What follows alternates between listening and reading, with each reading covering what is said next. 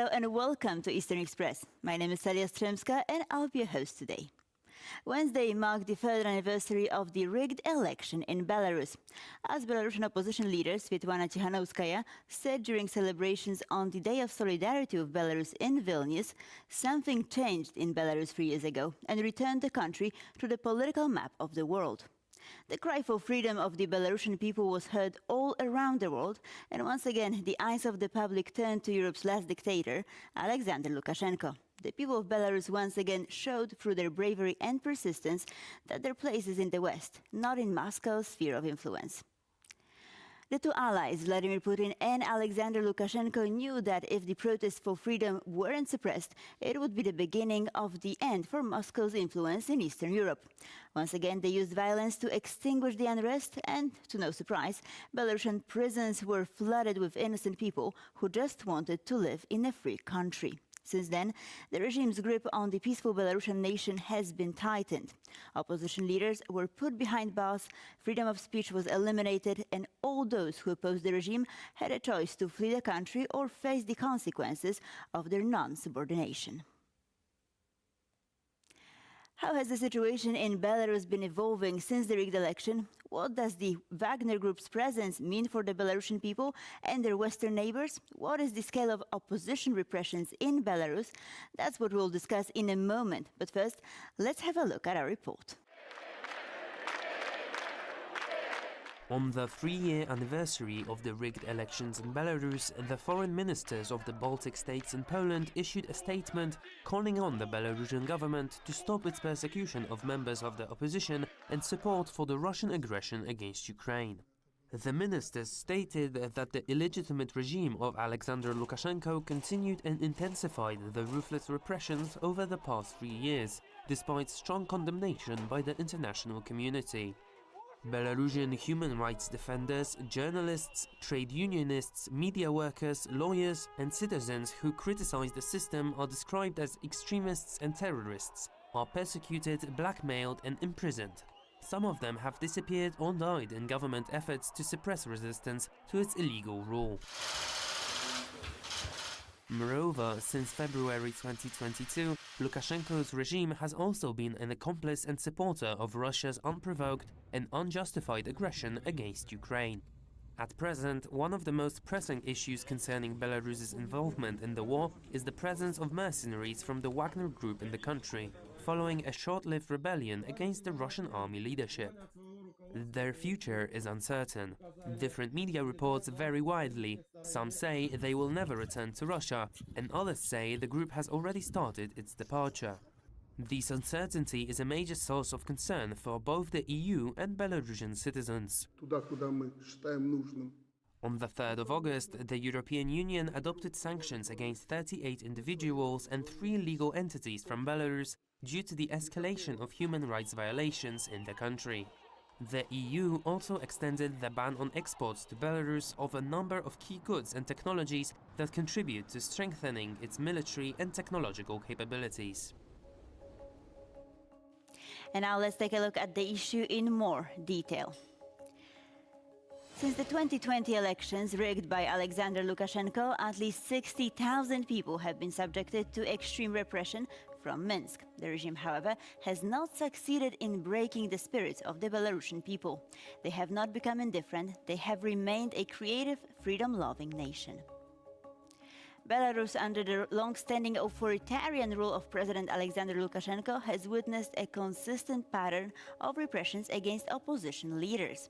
These leaders, often rallying for democratic reforms, civil rights and political pluralism, have faced harassment, imprisonment and intimidation. The government's crackdown on opposition leaders aims to eliminate any viable challenges to the current regime's dominance. The suppression of free speech in Belarus is alarming, as it curtails the fundamental right to express one's thoughts, opinions and criticisms openly. The government has tightened its grip on media outlets, making them state-controlled or heavily censored, thereby limiting citizens' access to unbiased information. Online spaces have also become subject to strict surveillance. Lukashenko's regime, however, is not only fighting the Belarusian opposition. There are many nationalities involved in the Belarusian fight for freedom, which are also being targeted by Minsk. Polish activists living in Belarus are also seen as a threat to Lukashenko. Apart from political repressions, Lukashenko is also playing with the lives of innocent people by using migrants as a weapon. Minsk actions against its people and its continued support for the Kremlin mean that the isolation of Belarus will continue until the regime falls and democracy is achieved in the country. As Putin continues to use Minsk to put pressure on NATO's eastern border, Poland and Lithuania are isolating the regime, closing access to their borders. If Belarus goes too far and the regime's provocations are too intrusive, Poland and Lithuania will react jointly. If necessary, all border crossings with Belarus will be closed, including railway, according to the deputy head of Interior Ministry, Maciej Wąsik. And now to shed more light on the repression of Belarusian opposition leaders and how Lukashenko's regime is holding up, we are joined by Anais Marin, UN Special Rapporteur on the situation of human rights in Belarus, Chatham House. Good afternoon and welcome. Delighted to have you with us here. Thank you. So let's start with how the protests of 2020 were commemorated this year. Well, of course, in Belarus proper, there is no celebration whatsoever. As you can imagine, the government is shielding itself against any kind of protests, whether online or offline. But the diaspora and people who have been compelled to exile over the past 3 years did remember and mark the anniversary. Also because 10th of August, in fact, the day after the rigged elections, is the anniversary of the first person who was killed, shot, died, Alexander Taraikovsky in Minsk during these peaceful protests that were violently repressed by the anti-riot police. The situation after 3 years has left the forefront of media attention, and that's why I'm grateful that you invited me to the program today. Absolutely. Could you please tell us what are the numbers at this very moment of people who are killed, people who are imprisoned? Because these are large numbers of people, right? Of course, according to the records that we have taken at the Office of the High Commissioner for Human Rights in Geneva, for the year 2020, there were more than 35,000 people who have been arbitrarily detained. Today, there are almost 1,500 people who are still behind bars on political grounds, so-called political prisoners. That's how human rights defenders call them. As for the people who have been killed, or we have suspicion that they were victims of extrajudiciary executions, we have evidence for 5 of them, either during the protests or in detention. But the numbers may be higher. And I remind that among the very serious violations of human rights, alongside torture and killings, are also enforced disappearances. And unfortunately, there have been several cases as well during the year 2020. And very recently, or since the beginning of the year, there are several cases of people who are in detention and are kept incommunicado, meaning they're in isolation cells with no contact with the outside world, and neither their relatives or their lawyers have any information on their state of health, which is a cause of concern. Right, and what do you mean by disappearances? I mean, how can you make someone disappear? Could we look into that? Well, according to international human rights law standards, it's enough that a person is disappeared forcefully during more than 24 hours and is in the hands of government officials. If the person is released dead or alive, then it's another story. But it's the violation exists as soon as we have evidence that relatives have been searching for that person, and there was no effort whatsoever to communicate about the health and state and location of the person. And when I'm saying about those who are currently behind bars, I would recall that people like Mr. Babariko, who was trying to run for the elections, Mr. Tsikhanowski, who also tried, have been victims of this so-called incommunicado detention, and we were left with no news whatsoever from them for several months in a row when they were in these punishment cells. From what I know, Alias Bialiatski, famous human rights defender and Nobel Peace Prize winner, has also been a victim of this kind of forced isolation in detention. Right, this is outrageous that people who were in high sort of posts in business, right, like Mr. Babariko, or people who received Nobel Prize like Mr. Bialiatski are kept in prisons. I mean, this is just outrageous. But what can international community do about it? Because I know that some of them try to, I guess, appeal to a court that would be, outside of Belarus, right? But that didn't work. Well, there are several mechanisms that exist, so-called accountability mechanism, because there's this notion in the UN, especially, that for as long as the perpetrators of human rights violations, especially the most serious ones, such as torture or enforced disappearances or executions, for as long as they're not held accountable, unfortunately, these violations can reoccur in detention inside the country. And that is why a lot of effort has been made in the Human Rights Council, which appointed me as mandate holder, as special rapporteur, and member states of the Human Rights Council have adopted a resolution which established a special mechanism under the leadership of the High Commissioner back in March 2021. Several reports have been published and presented to the Council, which counted all the violations based on interviews that were conducted mostly with people, with victims themselves or their relatives in exile. And in the last report of the High Commissioner in March, it alleges that some of the violations that occurred in the context of the elections could amount to crimes against humanity. That's a very serious accusation, which will have to be handled by an adequate tribunal. It can be hopefully one day the International Criminal Court. It can be an ad hoc tribunal also for these very crimes committed in Belarus. Or in the meantime, from what I know, there are several procedures which have been launched in neighboring or in foreign countries where victims of violations currently are in exile. And for those very serious crimes, again, such as torture in detention, pursuant of the principle of universal jurisdiction, some tribunals abroad in Lithuania, in Germany, in Poland, in France, are competent to adjudicate these crimes. Of course, they cannot investigate in the country, in Belarus. They will not be let in, just like myself. We're not non grata.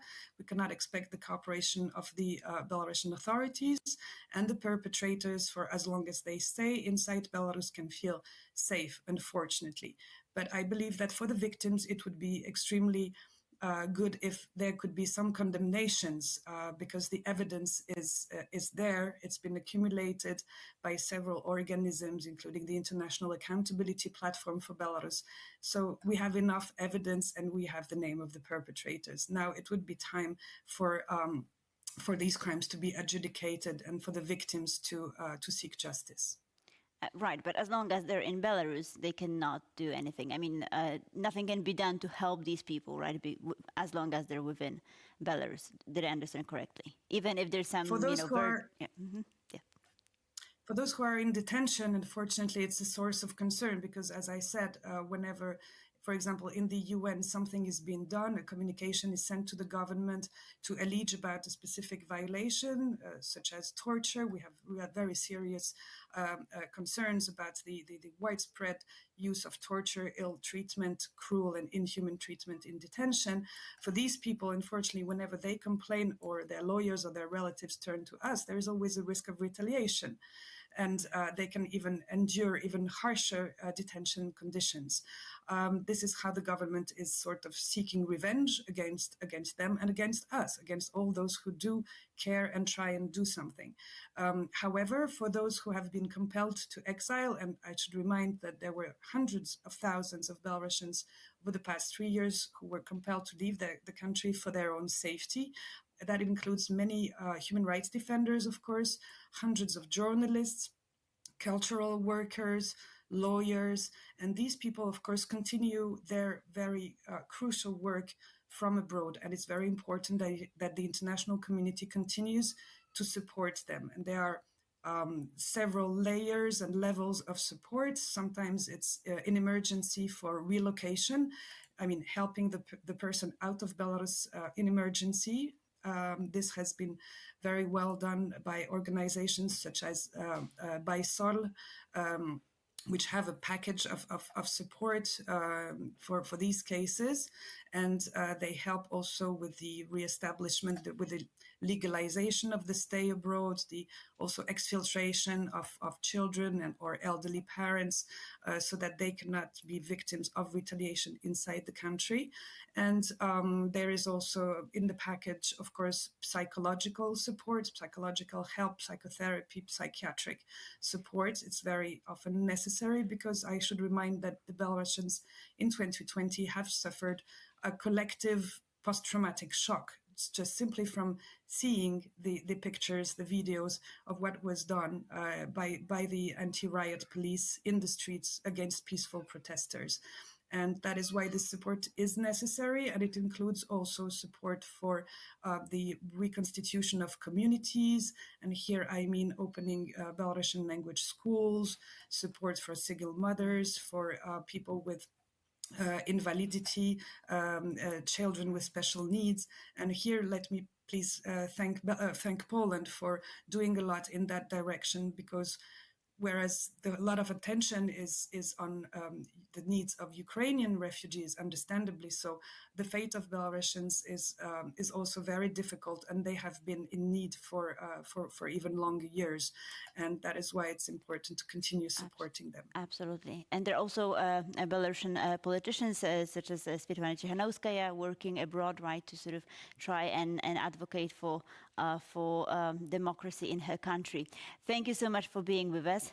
Anais Marin was my guest. Thank you. Thank you for having me. And now let's take a look at the Eastern Express newsflash. 5 US citizens imprisoned in Iran on charges of collaborating with a hostile government have been transported from a Tehran prison to an unspecified hotel in connection with reports that the United States and Iran have reached an agreement on a prisoner exchange. The US citizens were relocated after months of close negotiations between Tehran and Washington. NSC spokesperson John Kirby said that under the deal, Iran will be granted access to money, ensuring that it will be used for humanitarian purposes. Kirby refused to confirm that the amount in the account was $6 billion, as reported by the American media, but said that the money was not American taxpayer dollars. He also denied that the transfer constitutes a ransom payment, adding that there was no way to bring these Americans home without bargaining with the Iranians. Montenegrin President Jakov Milatovic nominated Milojko Spajic, leader of the pro-Western party that won the June parliamentary vote, as the candidate for prime minister. Spajic and Milatovic lead the Europe Now movement, which has now taken power after Milo Djukanovic, the longtime ruler of Montenegro, lost the presidential election and stepped down after 30 years in power. Milatovic said he would propose Spajic as prime minister after 44 legislators in the 81-member parliament pledged to support him. Most of them from the coalition, but also from parties representing ethnic minorities, such as Bosnians, Croats and Albanians. Several other parties have declared that they will support Spajic if an agreement on a government that must be formed within the next 90 days is reached. Some analysts doubt whether Spajic, a 36-year-old economist who served as finance minister in the 2020-2022 government, will be able to form a stable government out of Montenegro's divided political scene. Montenegro started EU accession negotiations in 2012 and hopes to accelerate the integration with the bloc following the adaptation of a comprehensive legal framework adapted to the requirements of the European Union. The naval forces of the United Okay. States, Japan, Hey, Australia, hey, and India began joint defensive Wait, maneuvers I have... in Sydney. Letya, It is where the the first fuck time are that you? Australia has How hosted do the you... games amid How did you China's not have a growing vacation in assertiveness 2 in the years? region. Is that The legal? four Indo-Pacific nations, part of the Is framework that of operation allowed? known as the Quad, Are you will not conduct joint training involving supposed to be naval and air defense exercises having some sort of with the protection participation of about against that thing? 2,000 personnel. Did I miscountry you all of this time? Because I Naval thought you were commanders from the four one of countries us. called on all Are you parties operating are you in the like region genuinely to do so American? in a Are you like with transparent something? manner Why do for they international not have support proper based workers' on laws? principles of order. The ability to conduct an I don't know exercise how in a workers' vast laws work maritime anywhere training else area much than contributes to improving tactics knowing and that skills. in Europe they are The much exercise better is than not they are aimed in at any country and will focus USA. on That's improving the basically what I ability of the have. four That's basically nations what I to know. work together. Yeah, I need to turn on The the butt. exercises involve destroyers of missiles I directed miss from Australia, the USA and Japan, as well as an Indian Okay. frigate, along with Now I need Australian to turn on stealth the butt. fighters F-35A and observation Okay, aircraft this. P-8A. And then this. The Soyuz 2 frigate rocket with a There lunar we go lander anyways. launched in I what don't Russia hopes will know be the first now to, like- successful mission to land on the moon in I almost don't 50 years. know. The unmanned mission Luna To 25 some has begun a journey seaside. to the moon, which To is some expected Croatian to take seaside for a 5 days. week. To rest a little bit. To chill down. The landing date has not been you know, announced. The sleep Luna 25 cozily mission will aim to for a land week. near the south pole of the moon, What- collecting what's the word? geological samples from the area and sending back data on water traces Gather- or its gather components strength, that gather could raise strength. the That possibility is the of word. a future human colony on the moon. But the first goal Where's my was to stupid prove ass that bot? Russia could still start a mission to land on the moon after A paid many leave not setbacks used in is a the paid past. leave wasted. Yeah, Generations what of happens to it turns among its anyways? scientific experts, Do you just delays get due cash to money if you sanctions, don't and go on now a leave? isolation due to the war in Ukraine. I hope you get Post-Soviet cash money. Russia launched two failed I hope they space don't landings, just Mars 96 in 1996 and Phobos How they Grund say in it. 2011, both of which crashed in the Forget Pacific about Ocean. it. That's all for this episode That's what of happened to Eastern my Express. father once. Stay with They were us like, "Oh, here you on didn't TVT use it World on for time." more of So the now we latest started news a and new features. cycle of counting the free days. And because you haven't used your free days from the previous cycle, like the plug, bitch. And he was like, "What?" They was like steal his. He used to be stealing his free days regularly. So that was weird, but yeah. Simping for the bourgeoisie. True, take it every single time. Take it, take it, take it, take it. Grab it. Grab it whenever you can. Grab it if you can't grab it. If it's like optional, take it. Just take it. You're getting nothing from not taking it. Take it every time. Where's my mix it up? Here he is. Here he is. Here he is. I need to open him. Okay. Why is this one never?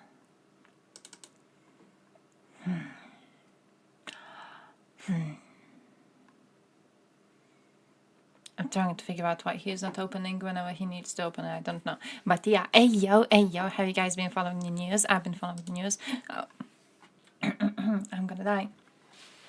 I have a bunch of news saved too. Saved a bunch for the command, so I'm gonna just be deleting them as we go.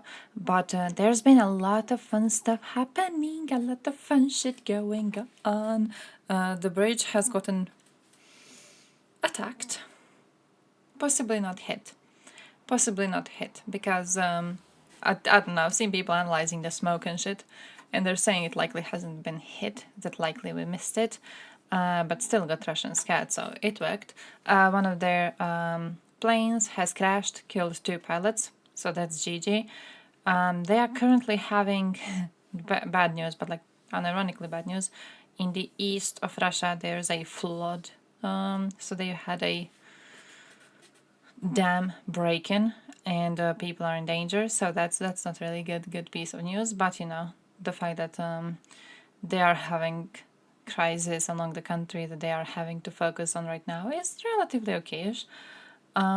So overall, Rubble's getting worse than ever. Rubble's worse than it used to be, if that was fucking possible. So We're doing good. We're doing okay. Karma is waking up.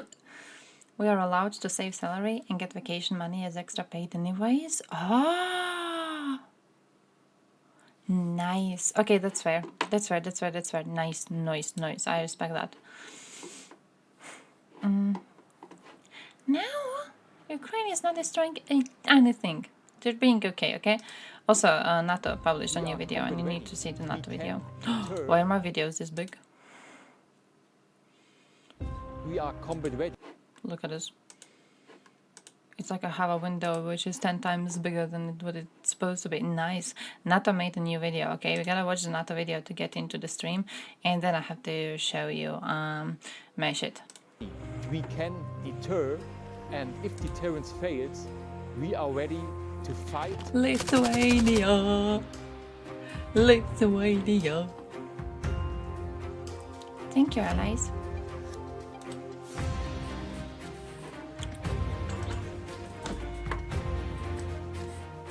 Dedicated to the grind. Andrew Tate viewer. Get a PhD, Pimps and House degree. This is part of an effort to demonstrate proof of concept for how we can do USA, that on a USA, rotational USA, or USA, temporary basis. USA, USA. USA left. 3 days. I call it the 8th decade of stagnation because this country seems to be going nowhere. What is the in the last 8 years? 8th decade. Holy shit. In the last 8 decades, what do you think were the best steps that your country has taken? Is there anything that you look back at and you're like, oh yeah, this was actually good and I wish we could go back to the time of making changes like these? Or was it all just like bland? How was that? Like how's the perspective? It's like here when we had the 10 years of being in European Union. And at the time, a lot of our people were like, oh, well, Croatia didn't do a single thing while joining European Union. But like we actually did. We're actually doing okay. We had our wages increased a few times. We had some better laws implemented. Like we had a little bit of changes. It's not like we're constantly stagnating. A lot of the time we are stagnating, but not all the time. Okay, sometimes you gotta be positive. We're moving in an okay direction, I think, overall. You look at us and you're like, oh yeah, we're doing acceptable. By the way, new Soup Central video just got published. Holy shit. How do I copy link? New Soup Central video just got published. Almost none of plants in Ukraine were built by USSR. It is either foreign Western specialists or they were built in Russian Empire teams by local Ukrainian industrialists for personal profit. Is it like when they claim everything made during the times of USSR was made by Russia, and then you look into it and it's like actually made by Ukrainians? But Ukrainians at the time were seen as Soviets, and they see all Soviets as Russians inherently when they do something good. Dexterites. But wait, I need to show you the Soup Central. I'm so hyped about the Soup Central. Have you seen the new Vatnik soup? Who saw the new Vatnik soup? I'll show you the new Vatnik soup, but first we need to see the Soup Central because this is new, this is fresh. It got published like 18 minutes ago. Ooh, that's strong. This Swedish philosopher, Nick Bostrom, he studied at Oxford. He's a very, very, very smart guy. And he says that we most probably live in someone's or something's simulation. Like, we're not real. That's why I don't really care about looking like a clown in these videos. None of this is real. No, I didn't shave. Why would I shave? I don't care. I'm drinking vodka. It's 10 a.m. and I'm drinking. It's not Russian vodka.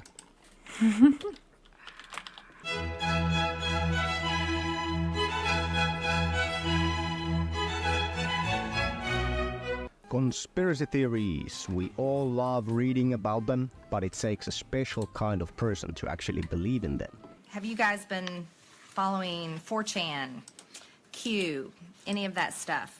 Anybody? I believe that some covert but influential agency or organization is responsible for an unexplained event. That's a commonly used description for a conspiracy theory. For example, the anti-Semitic theory about the Rothschild family being the puppet master of all global financial institutions. Or another more modern example would be how George Soros is undermining democracies around the world and how he hates humanity. Weirdly, a lot of these conspiracy theories are about Jews. Conspiracy theorists see themselves as I know the one watching enlightened zombie people stories. having Is that the one you're privileged thinking access about? to some secret knowledge Is that it- the is it regular the folk zombie cannot stories one? access. At the same time, they think they're the Fuck, I only follow ones him. who can I actually follow him. dissect this sacred Most of his information. videos don't have English subtitles. Scientists have Zombie found stories two ones do. factors that increase the chance of being What's his led name? to the rabbit hole of conspiracy I don't know theories. his name, but I think it's that one. Disenfranchisement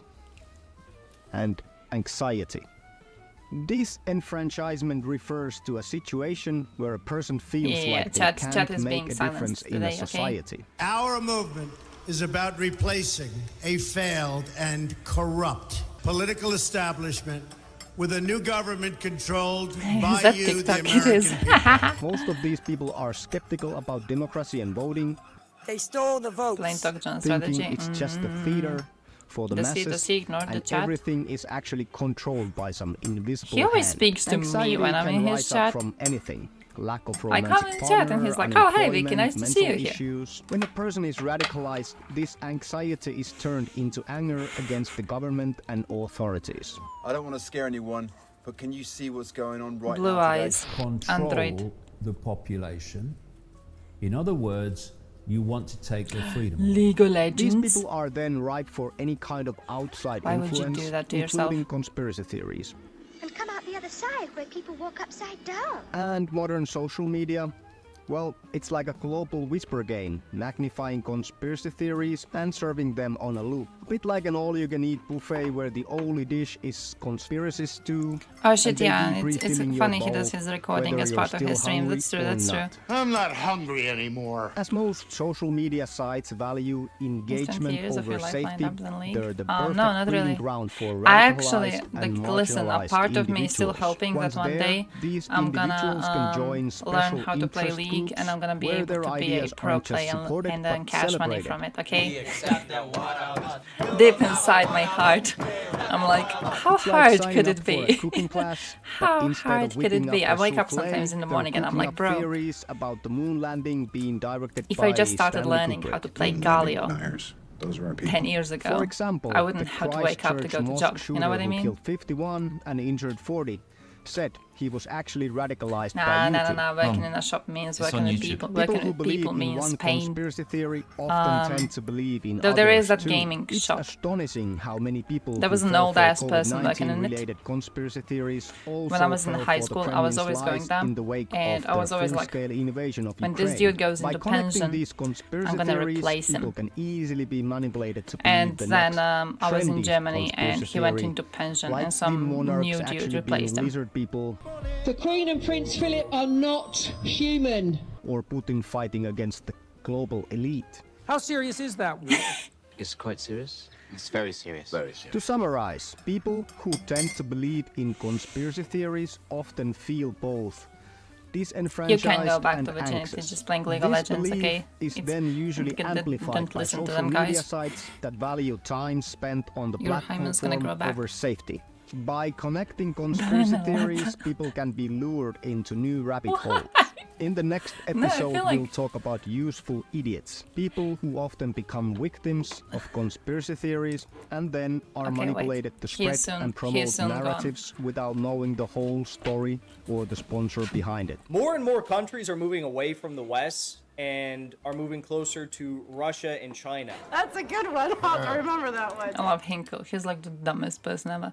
Listen, you know what interests me about like rich League of Legends players? Have you people seen that interview that Pokimane did with was it Dr. K or was it Devin Nash? I don't know. But it was one of them. And in the interview, one part of it is she talks about how, despite the fact that she's earning a lot of cash money live streaming, and she basically is set for life. She never has to work at all. She never has to worry about her existence. Despite this, her parents are still pressuring her to go to college and to get a different type of a career, right?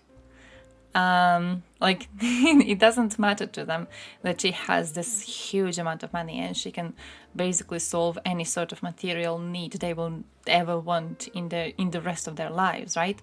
They don't really care about it. They're just like, oh, why don't you go and finish college like normal people do, so then you can get a career? Like, why are you just not doing that?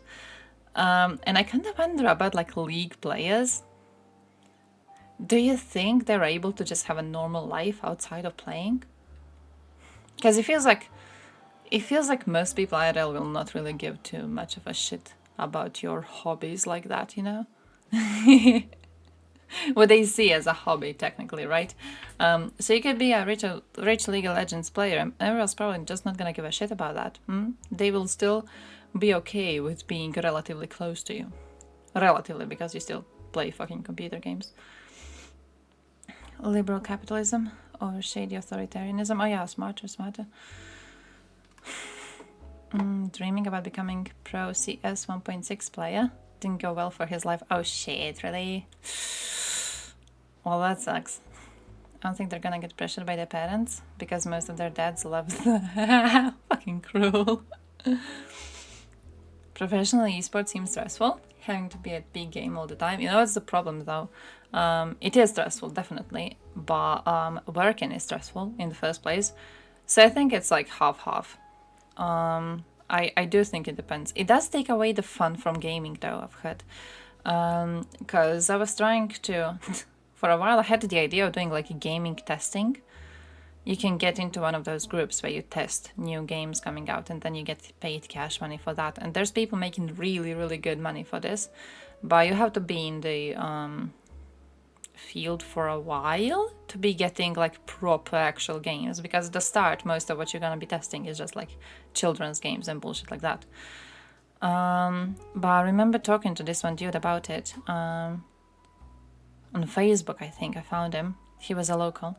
And he's now, I think, in UK or in Ireland, I'm not even sure.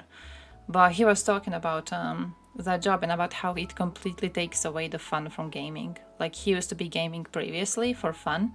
And then he was like, oh, perfect, like testing games, it's like fun plus job, right? You get paid to have fun, ha ha ha. And it turns out that he can't game for fun anymore. He just doesn't... He kind of hates it in a way, because like he opens a game and immediately he's like going through all the like, for example, when you're testing a game, you have to try to do stuff that he said it's like stuff that stupid players would do to try and break the game, right? So you try to go into like every single corner and you try jumping in every single corner, crouching in every single corner, hitting everything you can hit. You basically try to do whatever a person could be doing to break the game.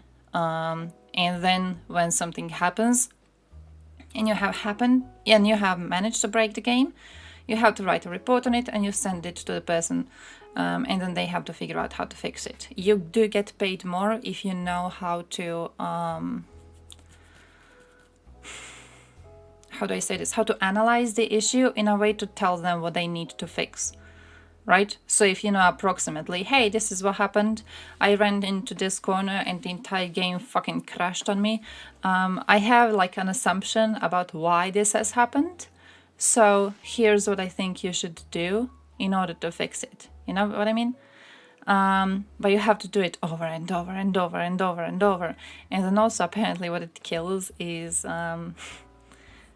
like if you get paid quite a lot of money, you will be getting some good games to test, but the problem is then that there's a lot of hype about them IRL and you're testing them and it kills it because you played that game so many times and you've seen all the ways it can be broken. You have had to break it yourself.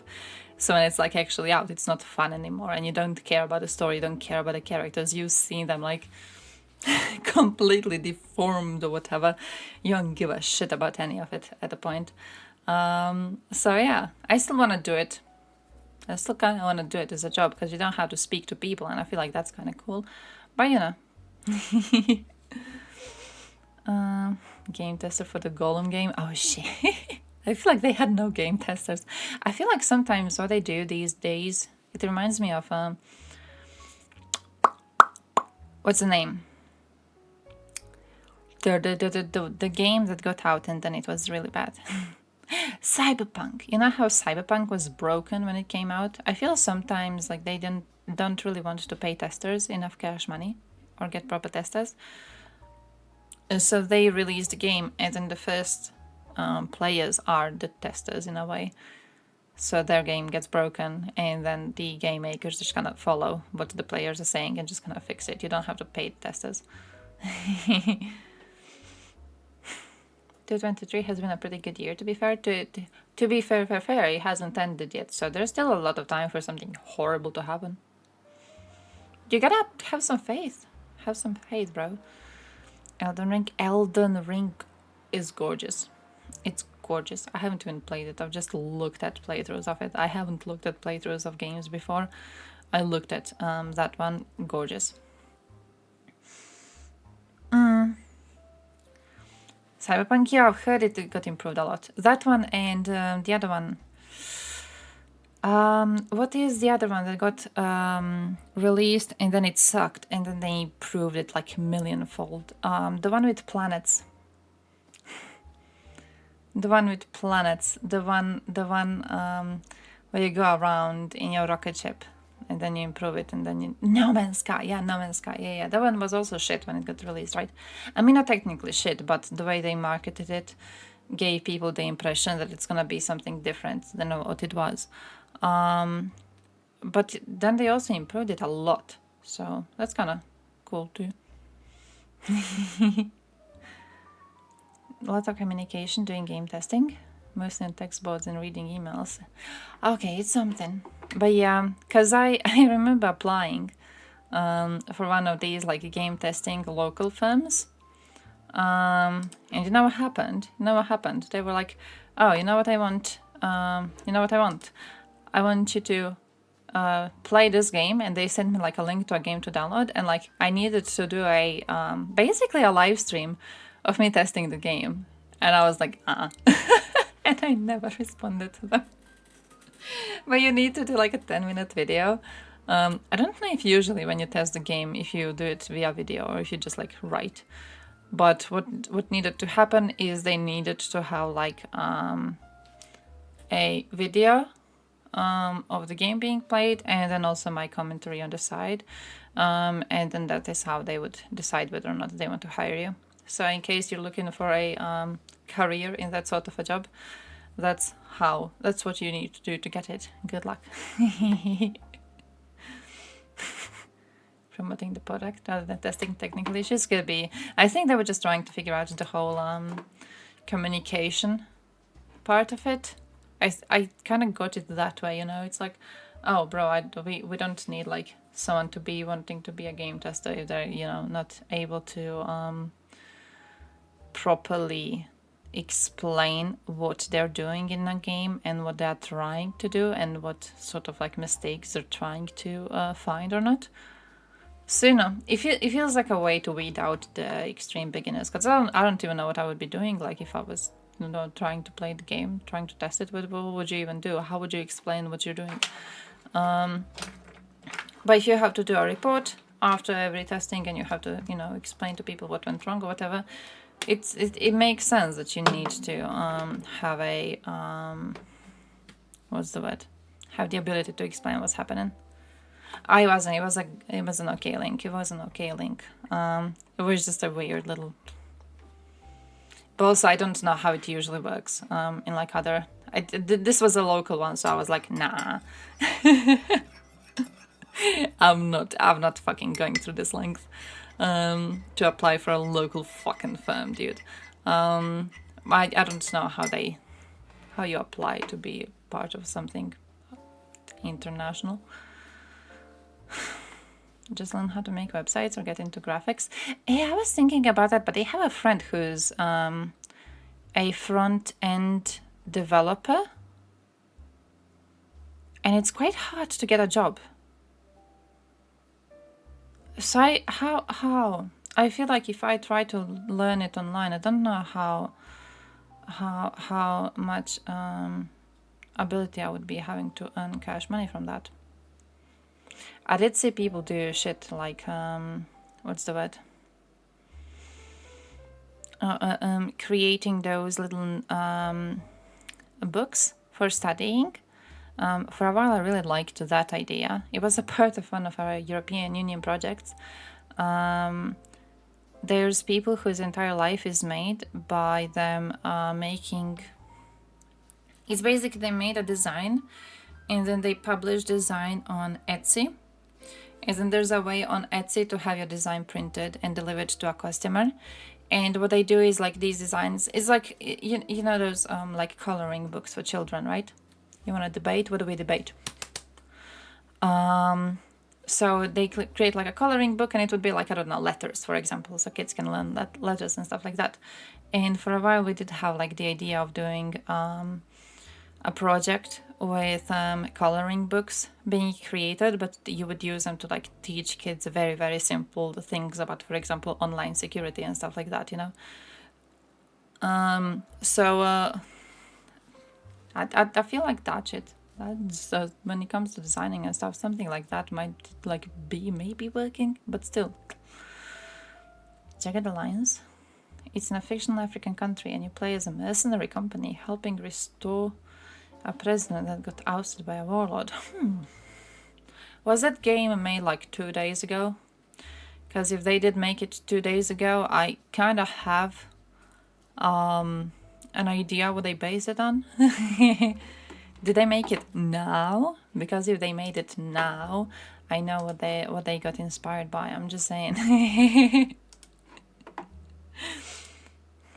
Example is in the whole shit. Are you asking for a debate with respect to the other person in Twitch?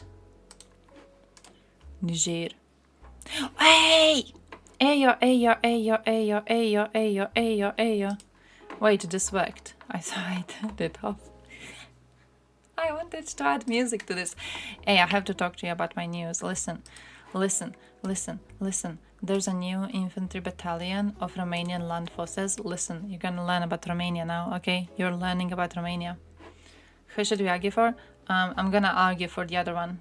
Whichever one you argue for, I'm gonna be the other one.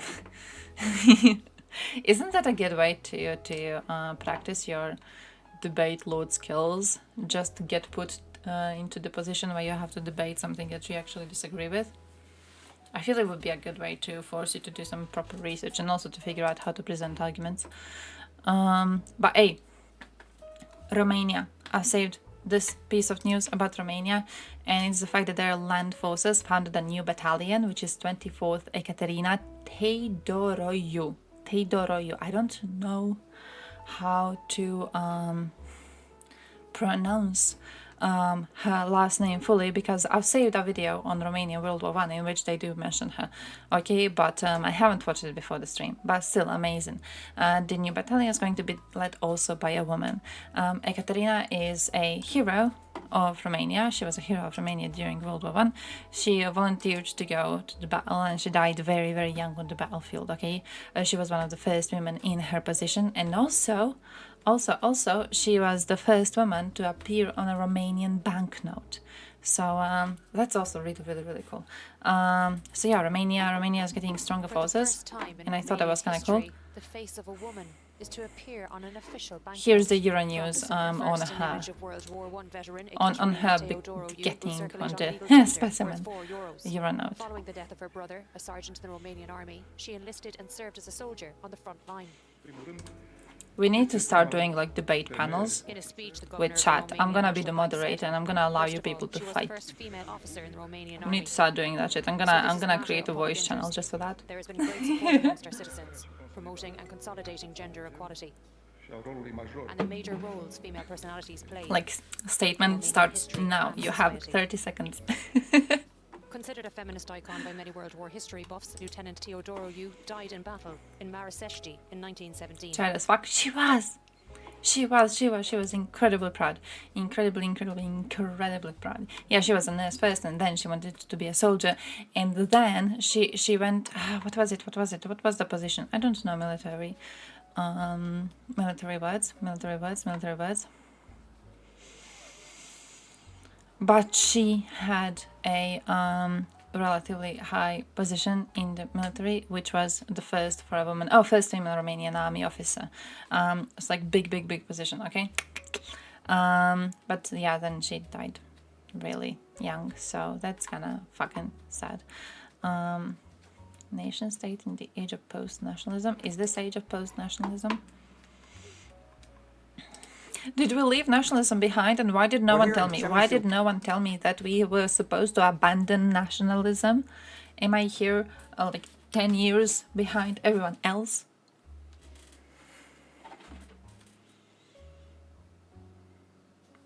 People in Scottish are talking about Dobson.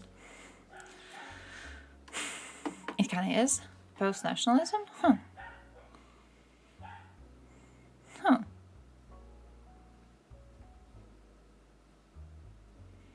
You know how I see it? Whether nationalism is relevant or not depends on whether or not your nation had to fight for its right to exist relatively recently.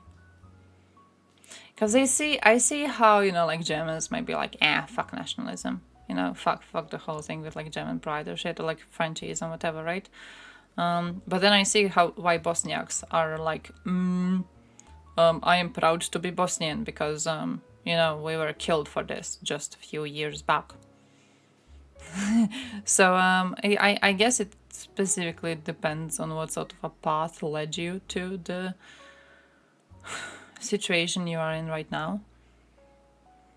Because, yeah, I would say that in countries which are having a situation and a lot more peace than what we had, yeah, it definitely is kind of a thing of the past, mostly. Left behind. Minimum outcome you would accept by end of this year. By end of this year, this. I'm already very positive about the current developments. Hitting Moscow with drones few days in a row. Hitting the Kerch Bridge. The amount of Russians recently who are giving up fighting and allowing themselves to be taken by Ukrainian armed forces. So currently, to be honest, I'm just impressed. Whenever something new happens, I'm like, wow, I didn't expect it to happen this, how do I say it? Strongly? Fiercely might be the word. Because I didn't have high hopes for lines being redrawn when it came to the spring offensive. I didn't have high hopes for the situation on the map changing too much. I did have hopes for Ukraine hitting more ammo depots, more Russian ammo depots, and I kind of expected that what we are going to be getting from the counteroffensive is that lots of Russian ammo depots are gonna get destroyed, and then next year when we finally get the F-16s or whatever, then we are going to actually be able to get balls deep, right? That was my expectation.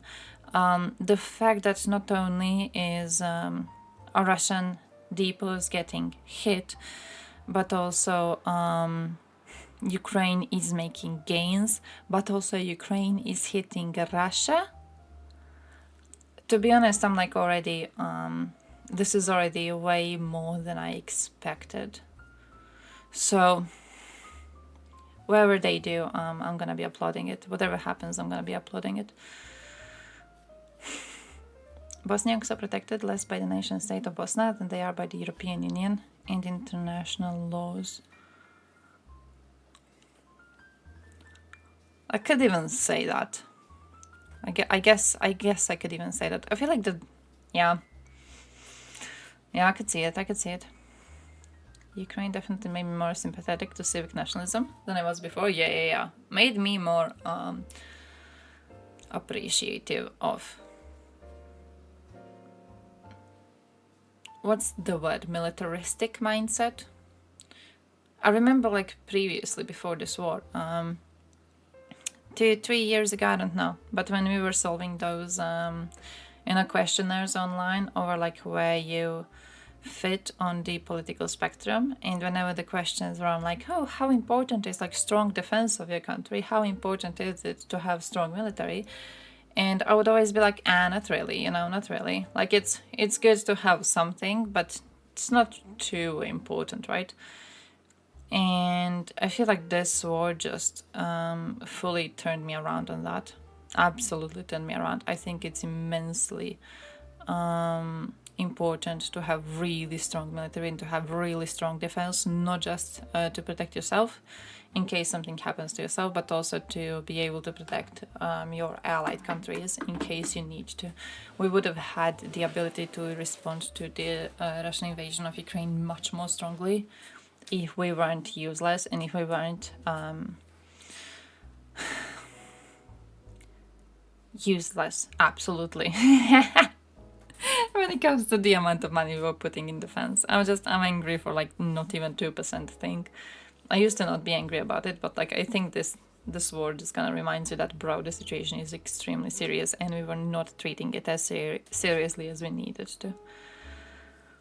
False flags are in their jobs. Okay, could be that too. Yeah. If it's Russian false flags, then Russians are finally doing something good. So that doesn't happen often. That does not happen often.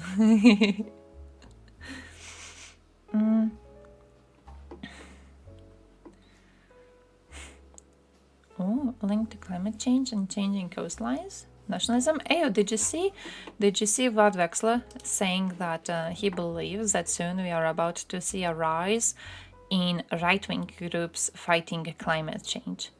Because he thinks it's going to become so obvious that there is something happening with climate change and that the situation is very concerning, that it's going to be becoming one of those topics in politics which are going to be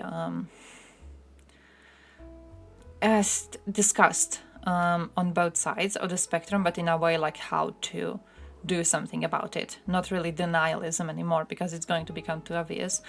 And he thinks the right-wingers are gonna go really, really, really balls deep into the topic. So, 32 pilots capable of training for the F-16.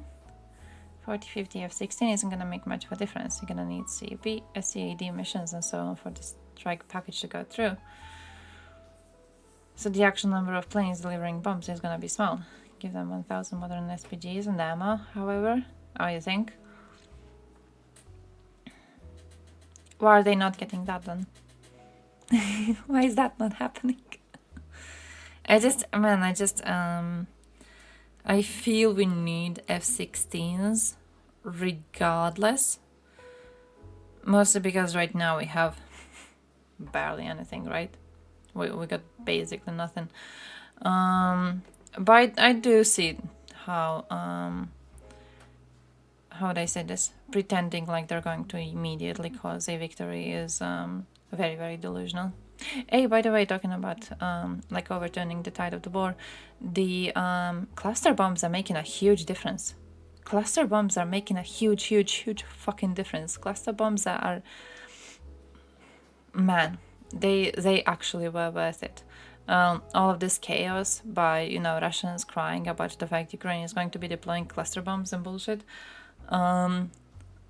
I think now we see that all of this was just fear out of the fact that they knew cluster bombs are going to allow Ukrainians to get gains. So personally, I'm quite happy. Also, my Romanian dude, go grab pizza. I didn't have lunch today. Did I have lunch? I didn't have lunch today. I'm actually maybe planning to go eat tomorrow, but bro, I have to work until Tuesday. I have to work tomorrow. I have to work on a Sunday. And then I have to work on a Monday. And then I don't work on Tuesday. So I'm happy about that. I'll be able to go to the nearby little like festival thingy, and I'll be able to have fun and shit. But just I miss having 3 days. I need to become a professional League of Legends player. Who plays? Is there a game that I could become a pro player in and just earn cash money? Someone give me a game, okay? Can I start playing like one of those shits? Who plays Dota anymore? Didn't all Dota players die of old age because they're like old and rotten at this point? I should start playing that. I could probably be like the youngest person playing it. I would have really good reflexes compared to all of the fossils playing it right now. I would become a pro player immediately. I need to get that fucking game. Sukhoi. Crashing Kaliningrad today. Fucking base. By proving the cluster bombs, I have seen people analyzing that the recent reports of breakthroughs of Ukrainians over Russian front lines in several places have been directly caused by Ukrainians developing cluster bombs, which makes me rather happy. Now, I haven't seen videos of them being used, which if someone knows that they exist. But I have seen people talking about the fact that the current breakthroughs have to be explained by like something new being introduced into the game, and it seems very, very likely that it's about cluster bombs. So yeah, you know, good gains recently, plus clusters getting into the game. I feel it's connected. I'm buying into it. Right-wingers tend to like nature from an aesthetic point of view. Whoa, it can be at loggerheads with their pro-industry stance. Oh. Traditionally, the far left has had the kind of mindset that nature is something to be mastered, dominated. See, that is interesting. So, like, if right-wingers get into climate change, they will be going in it against the Greens. I wonder if we're going to see right-wingers arguing for more, like, nuclears as compared to the Greens wanting more renewables, right? Maybe something like that could happen. I wonder what sort of a what sort of a plan they could be having, which would be like anti-green but also workable, possible. Cringelord is writing his response. Wait, his response to what though? What was the statement? Israel has imposed walls around Palestinian cities, granting them authority over minimal areas of their own land. Israel is an occupying force that must be sanctioned. Oh, I see that. Right, would prefer market-based solutions like cap and trade.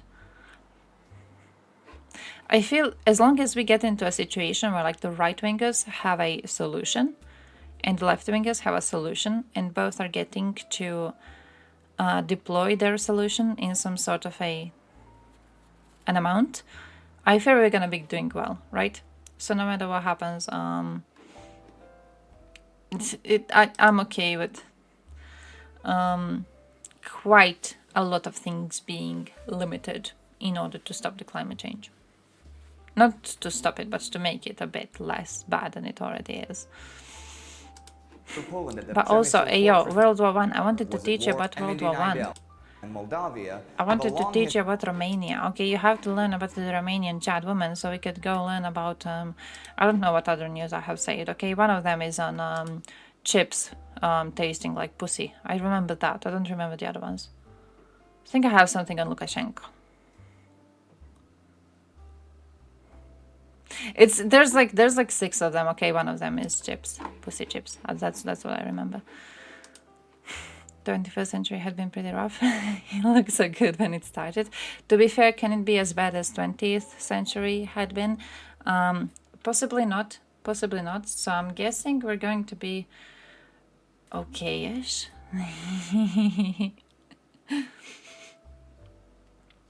China and India don't give a fuck about climate change. They will have to. It's going to start affecting them. Just like it's affecting us. It's going to start affecting them too. Oh, in a debate where you're the other side, it's hard to present the other side in a good way because you need to convince others without being convinced yourself. I feel like that's actually not a... You know how they say in gaming? Where's my gamer bros? You know how they say in gaming, like, it's not a bug, it's a feature? When it comes to debates, I feel like it's not a bug, it's a feature. It's a good thing about debates that you are in a situation where you may be convincing yourself of a new opinion. That's good. Because like you're looking at all the presented evidence and you're being like, it's, you know, if we talk about, you know, doing it as academia and you're having to figure out a way to argue for a point successfully, that's another side of the story. But when it comes to talking about, how do I say it? Talking about how to approach debates, I feel it's a good thing. Like you are, I don't think you should be trying to not convince yourself. I think you should be trying to find the most honest arguments from the position of the other side. I feel you should be aware of these arguments because I feel like you can't have a strong conviction on your part without knowing these arguments, you know? Your opinion isn't strong and stable enough. Thank you for joining, Vargas. Thank you. Good luck on selling climate change to them. I mean, you could, if you were like, oh yeah, you want a way out of poverty, you could get employed in this growing global trend of working on renewables shit. Whatever you could be making for that. I don't even know how it could work, my dude. I don't know what sort of an industry would need to be having more renewables around, but it feels like there's a way to open job positions on that. So maybe you could do it based on that level. I'm not really a climate change person, to be completely honest. For now, I think we're doing nothing. And I have no idea for how long we will continue doing nothing. So I'm not really... It wasn't really a topic close to me. But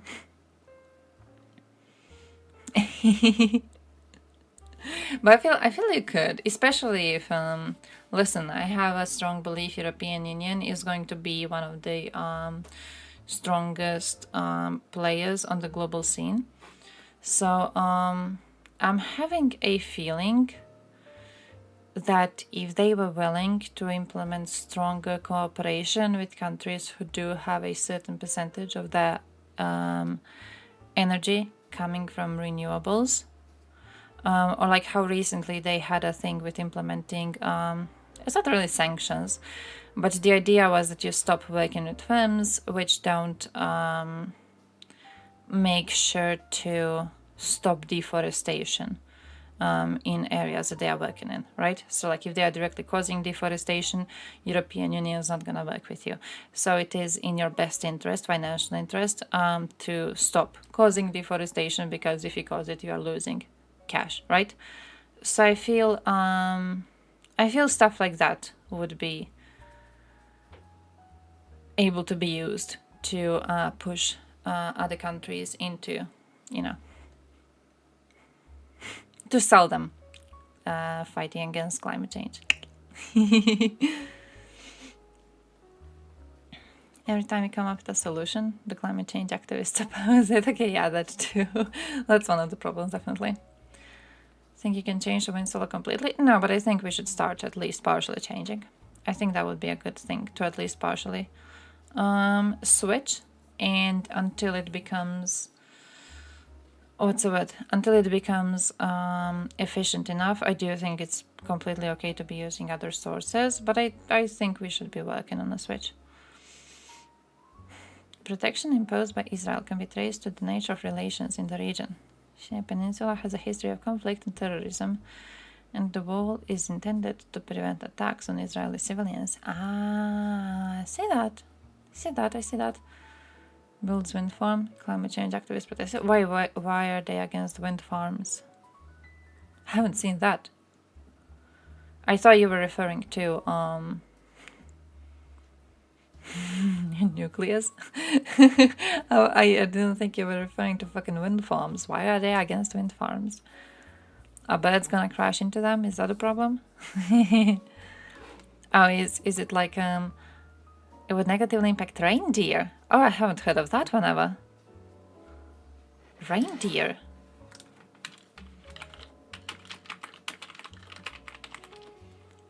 That is new for me.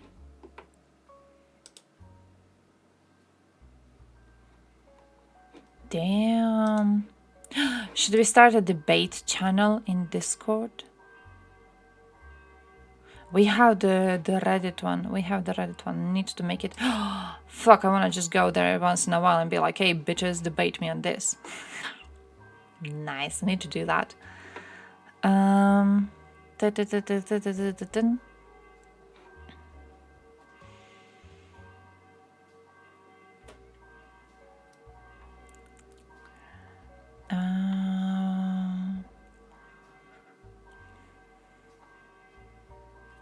Reservoirs for hydroelectric dams were built in large numbers over the 20th century. This flooded many villages, sacred sites, and wiped out vast grazing areas. And the now onshore wind farms don't take up too much space, but their noise and movement scares reindeers away, preventing them from grazing nearby.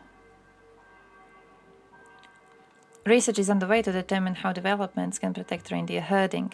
In forestry, experts have studied how to schedule tree felling so that reindeer have protected routes where there is less noise and patches of undisturbed vegetation. Wildlife corridors are another potential solution. These are bridges built over roads and rail lines that allow reindeer and other species to cross. It is hoped that these could reconnect reindeer to their traditional migration routes without having to be diverted or forced to navigate traffic. Debate nights in Discord. Holy shit, we should do that in like beer drinking.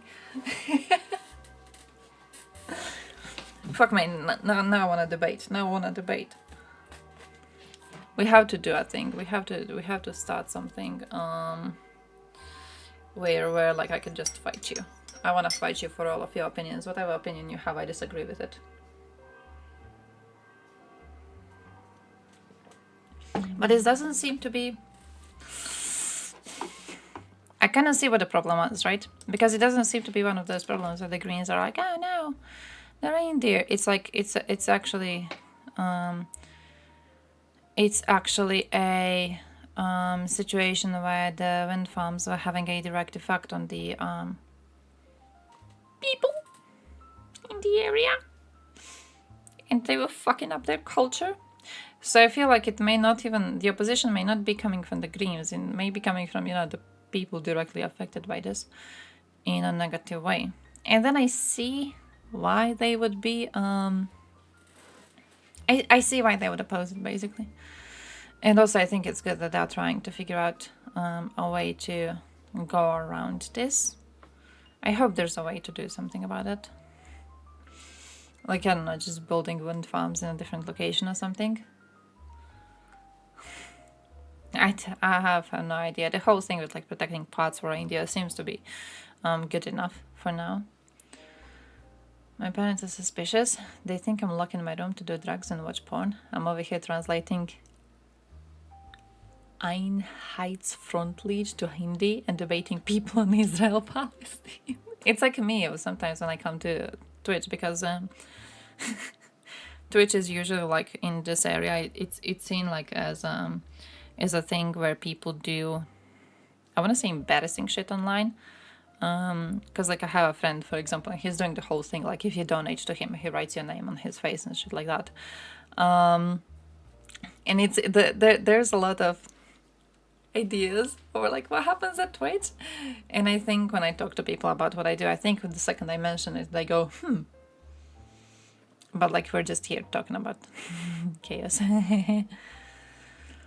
Protesting every solution while looking for magically perfect answers is absurd. Oh yeah, but I think it's like the position I'm coming from is that it's different people protesting these solutions, and I think it's basically worth listening to some arguments and trying to work around some of the issues, while in some other situations the protests are just fucking stupid.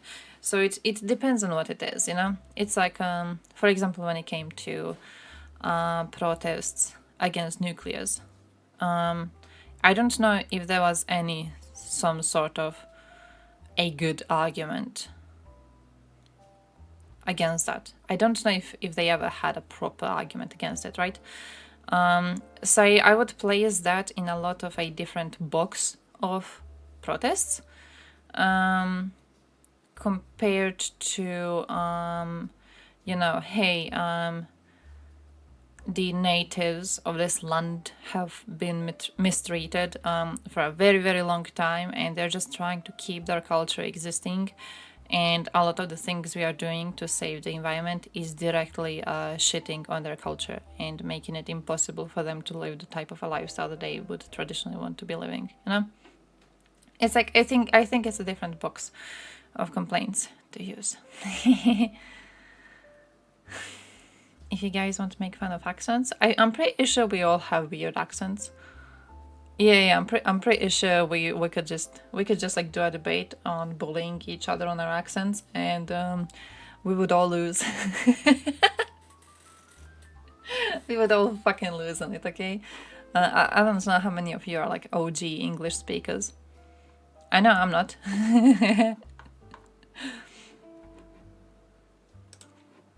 My debate skills, fuck you, fuck you, fuck you in the end. Oh, what happened? What happened?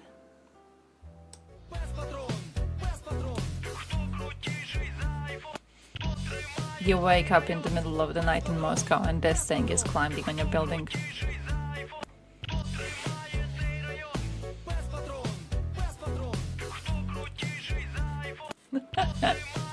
What great thing. Did you see one part of Russian disinformation lately has been that Patron has died?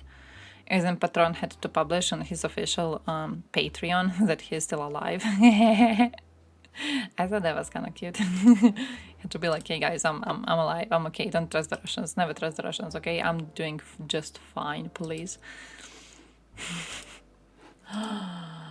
Blondies? Blondies? Lukashenko!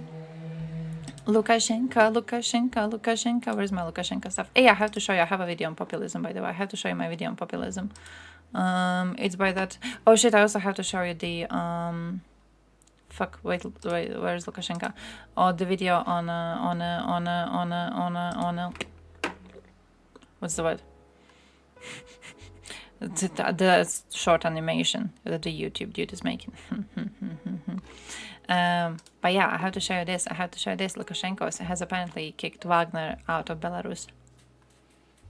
Currently, the way I'm seeing it is that he doesn't want to keep them in the country because he's not getting cash money to keep them in the country. He expected a specific amount of cash money to be getting from this, so it would pay off to have them around, and it seems this isn't really working out too well. Weekly Discord debates next week, Israel Palestine. Yeah, sure thing. Who do we employ as the mod? Do we have a proper mod? What do people even do for moderating debates? How do we do a Discord debate? How do you do a Discord debate? Do you just like jump into a call and fight it out? First one just roasting each other on accents. Not gonna be giving my man PTSD. Leave him alone. He's already traumatized. It's cruel, fucking cruel. Hey guys, please don't mock me for my accent. Hey, you know what would be funny? If I was allowed to mock you for your accent. That's how you can make cash money. Let Wagner stay at your house. That too. I mean, or not, because Lukashenko kicked them out, so I guess you don't really get cash money. Possibly their war crime money is, what's the word? Has run out. It is gone. No. NATO spokesperson mentioned that NATO has not observed an immediate military threat from Wagner. It's leaving, but the alliance is closely monitoring the activities of the Wagner group in the region. Now, I have seen people say that Wagner is maybe going back to Africa. The people on the street Casual average Balkan debate between a Serbian and Albanian. Casual one, peaceful one, GG. What? Bro, I'm pretty sure like every single Serb we had, we probably banned them. No, we have one Serb somewhere. He pops in sometimes. He's quite chill. We got one Serb, the stream Serb. We need the stream Serb. the official representative of Serbia. I always forget his username, but it's always blue in my chat.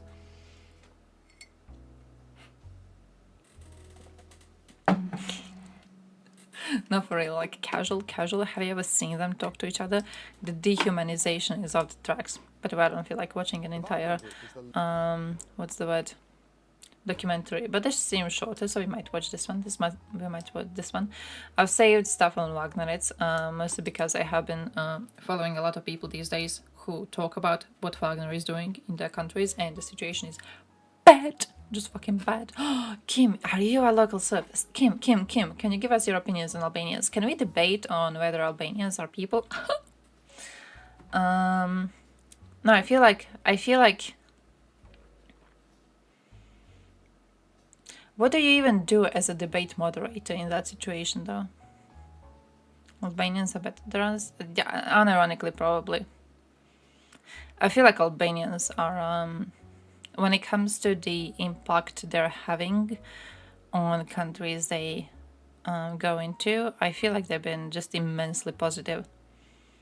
Whenever we have areas here with a lot of Albanians, you know that people are gonna be extra fucking fun because they're amazing people, but also they have really, really good fucking food. Okay, they're just great. They're really, really chill. I love them. So Albanians are based. Now a Serb though. We should do a casual average Balkan debate between a Serb and a Croatian, because I can actually be a Croatian then.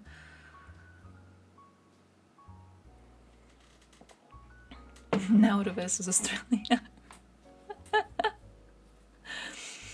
If every single Australian pisses in the sea, I'm pretty sure they could just drown every single person on Nauru.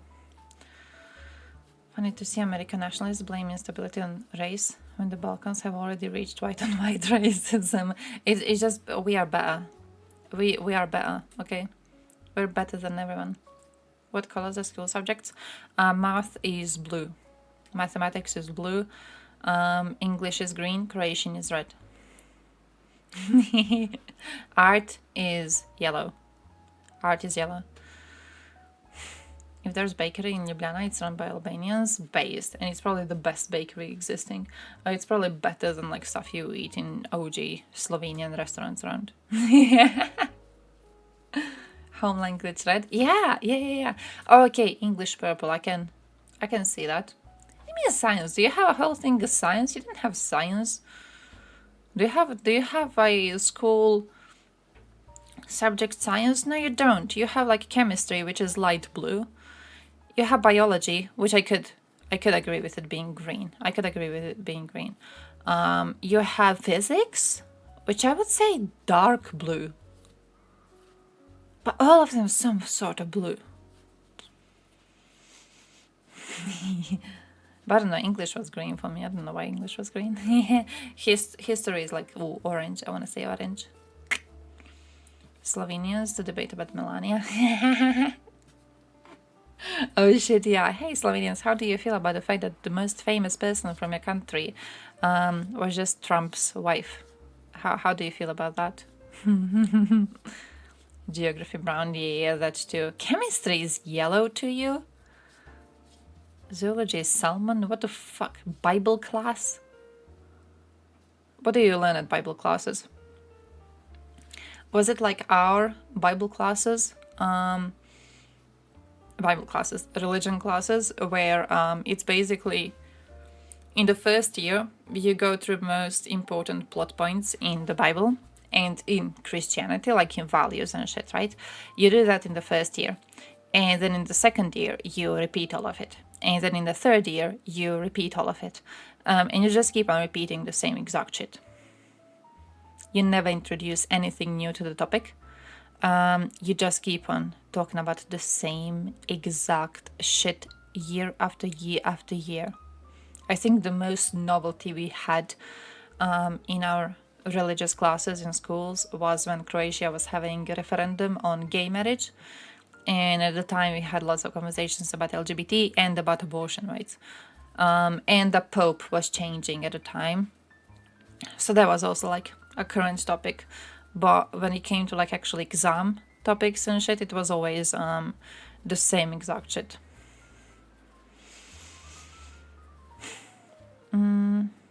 Sorry, it's not indoctrination saying homo bad, blah blah blah.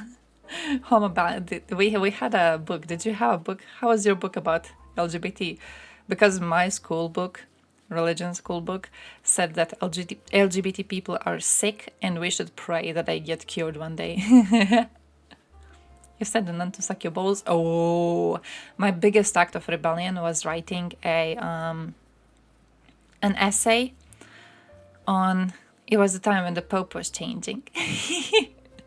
So I wrote an essay in which I was comparing, you know that meme where like you had the old Pope and then he was wearing gold and shit, and then you have the new Pope and he's wearing like a wooden cross, and I was comparing the two of them, and I was like, how this seems to be like the new time for the church, because the new Pope seems to be much better representative of what a church leader actually is supposed to be, while the old Pope was, you know, yeah. yeah, I don't know if you remember those memes, but there was plenty of them at the time. And I wrote an essay on that and I submitted it to my teacher and she called me hypocritical. And I think about it sometimes. I'm like, what do you mean hypocritical? What do you mean hypocritical?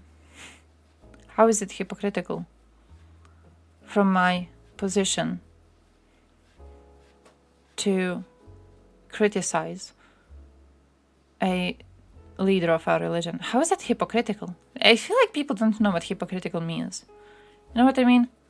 I feel they don't know what the word is supposed to be used for. Halo from an icon. Oh shit! I need to add like a little light here, so it actually looks like I'm holy. Oh, I'm gonna call myself Jesus Dex. Jesus Wiener. Biblical Hebrew is almost a whole different language.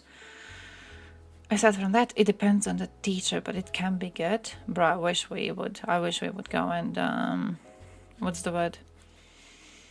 Be doing research in that depth. Because we were just like, where was Jesus born? Jesus was born here. Whoa! When was Jesus born? Jesus was born here. Whoa! At what time was he born? Who was his mother? Who was his father? And then we never went into apocryphs. At one point I asked her if I am allowed to write an essay, because we needed to write an essay on like a biblical story. And at the time I was doing my classes in literature, and one of them was on apocryphs, and it was the specific apocryph. Is apocryph the word I want to use, or am I using a wrong word for this?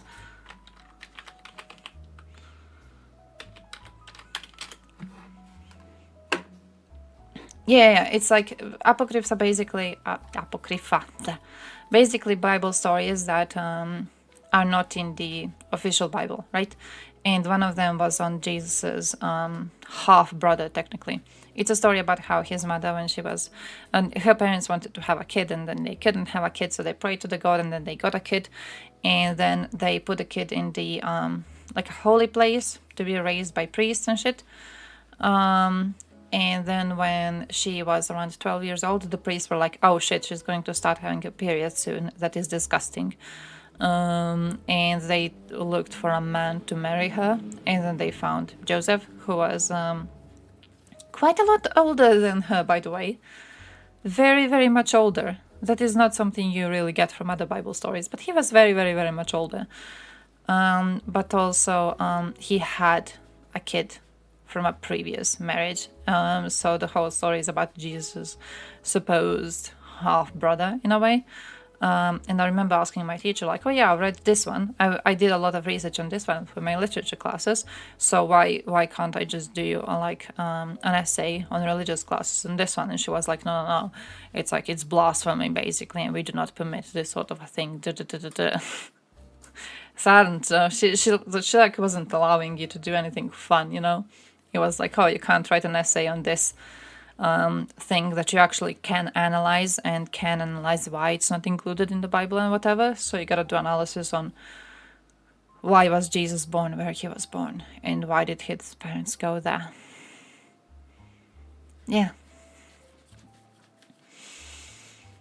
How many years in church you have to spend before being allowed to touch kids? It depends on a person though.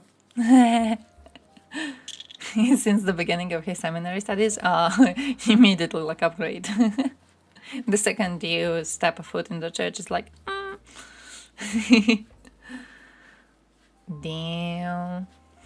Teen spool, holy shit, holy shit.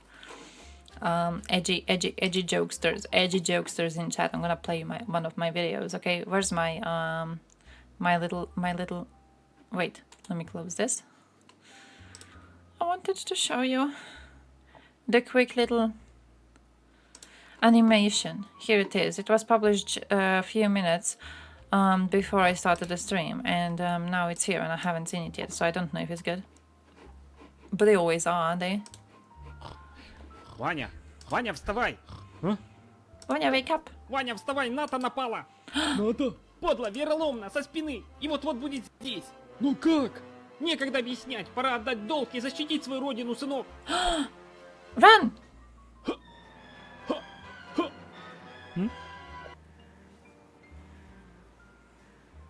А где НАТО?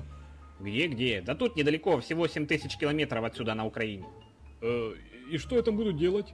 Ну как, будешь захватывать украинские территории и обстреливать мирные города. То есть я еду в Украину убивать украинцев? Ну да, а как ты еще хотел воевать с НАТО? Логично. Ты ведь хочешь защитить свою семью и чтобы твой ребенок спал спокойно? Папа! Пиздуй в окоп, хочу выспаться.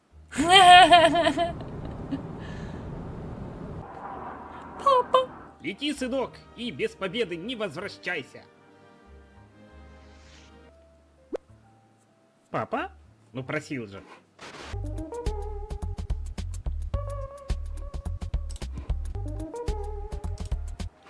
Fair.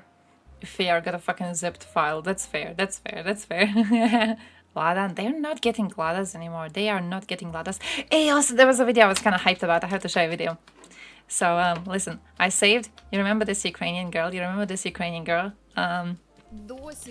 Now, I saved this video yesterday, which is on populism, and I was like, yeah, let's go talk about populism, because I feel like it's been a common topic recently when we talk about European politics, and I really wanted to watch a video on populism, but she has a video on game theory, and I'm really into game theory, and I kind of want to watch game theory thing, because, like, I don't know how much you guys are into game theory. I don't know how many of you were on streams. We don't really talk about it too much because it's really, really hard to do, to kind of push it into the topics here. But I used to be really into game theory. I read one really good manga when I was in high school that got me into it. And then I was just like following. I had a bunch of books borrowed from the library and everything on it. It's just a very interesting topic to talk about. So I'm very interested in how she's going to go through this, talking about the game theory. Because I really want to know what she's gonna do. But then also I want to do populism, so I don't know what I want to do more. Old Testament had 20 books? I don't even remember that. To be honest. Yeah, it's like Old Testament books and then New Testament books. And we never actually went through, we never had to learn all of them. Like all the list of them. We just kind of mentioned that they exist. I think I needed to know how many of them there are, and that's it. Yeah, I needed to know how many of them there are. I'm pretty sure we spent more time learning that, like, there is Old Testament, New Testament, than learning about specific differences and books of each. We didn't really go through the books, but also it's my problem with the entirety of how we do religious classes. We haven't really went through most of the stories. Whoa! Hey, thank you for the news redeem. Holy shit, what is her channel? Wait, I'm gonna give you a link, but first we go through the news, because the news have just been redeemed, and I have to show you these news because these are my favorite news from today. Listen, guys, listen. Where's my? Here it is. There's new drama in Europe. Lithuanian crisps, basically chips. Okay, it's chips. This is what chips is. They are outraging Greek parents. There's a bunch of kids in Greece who are buying these 18 plus Lithuanian chips, and the Greek parents are pissed off that this is becoming so popular. And the chips, they're like dick and pussy tasters. That's what it is. The company in question, Chaz, they say that they are using these names for their products because they have read a research which said that millennials are not really having a lot of sex. So they were quite worried about the fact millennials are not really having a lot of sex. So then they were like, how do we encourage millennials to think about sex a bit more? We're going to make dick-tasting chips. I also have you the website in case you are interested in checking out what else they have. Fuck, where do I have them? It's like here. It's here. So you have other tastes. Some of them are like normal. Some of them are just fucking weird, but here's the link for you if you are interested in the company and if you want to support a company with actual, strong message. And I want to say a will to change the world for the better. Here's also the pussy ones. Here's the pussy ones in case you are interested in this. Issy, did you know that the world is going to hell? According to several past years' research data around the world, millennials are having 3 times less sex than their parents at the same age. It is unbelievable. Someone is choosing social media instead of live communication, dating, and sex. Child's team is young, bold, socially responsible, so we took this disastrous trend very personally. We decided to draw everyone's attention to it and contribute to solving this problem. So we came up with the idea to create the first in the world pussy-flavored chips. So chips have unique taste for brave and free people. After tasting it, you will remember your wildest love adventure, your first real love, and maybe lose your oral virginity. A great gift for the one you love, cause to initiate a romantic evening, or just a simple delight for a taste buds and fun chat about sex. And also a perfect way to test your friend's courage, openness, and sense of humor. So, yeah, good luck. I don't... I'm kind of interested, but also I'm not in what it's tasting like. But, if you ever do actually dare to go and get them, let me know. Gifts? Can I buy gifts? Tier 3 subs get, the fuck is this? You get socks. You get socks with chips.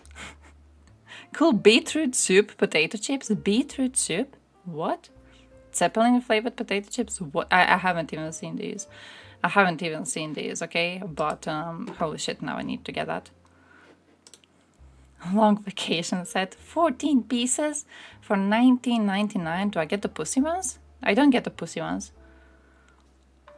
That's not fair. You get like the other ones. Grilled paprika and bullshit. You get kebab flavor, but you don't get pussy ones. I want pussy ones. This isn't fair. That is not fair. That is cheating. Hey, you wanna go on a holiday? No pussy down. Ish. I'd rather eat some chips. Need to know who did the dick tasting. I will not even comment on that. But hey, video, listen, game theory. How much do you guys know about game theory, by the way? I don't know how much you know about game theory. Do you know what game theory is?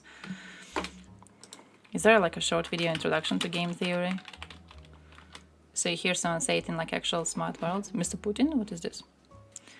Game theory. Oh, this is like just about gaming. I don't want this. Shh. No.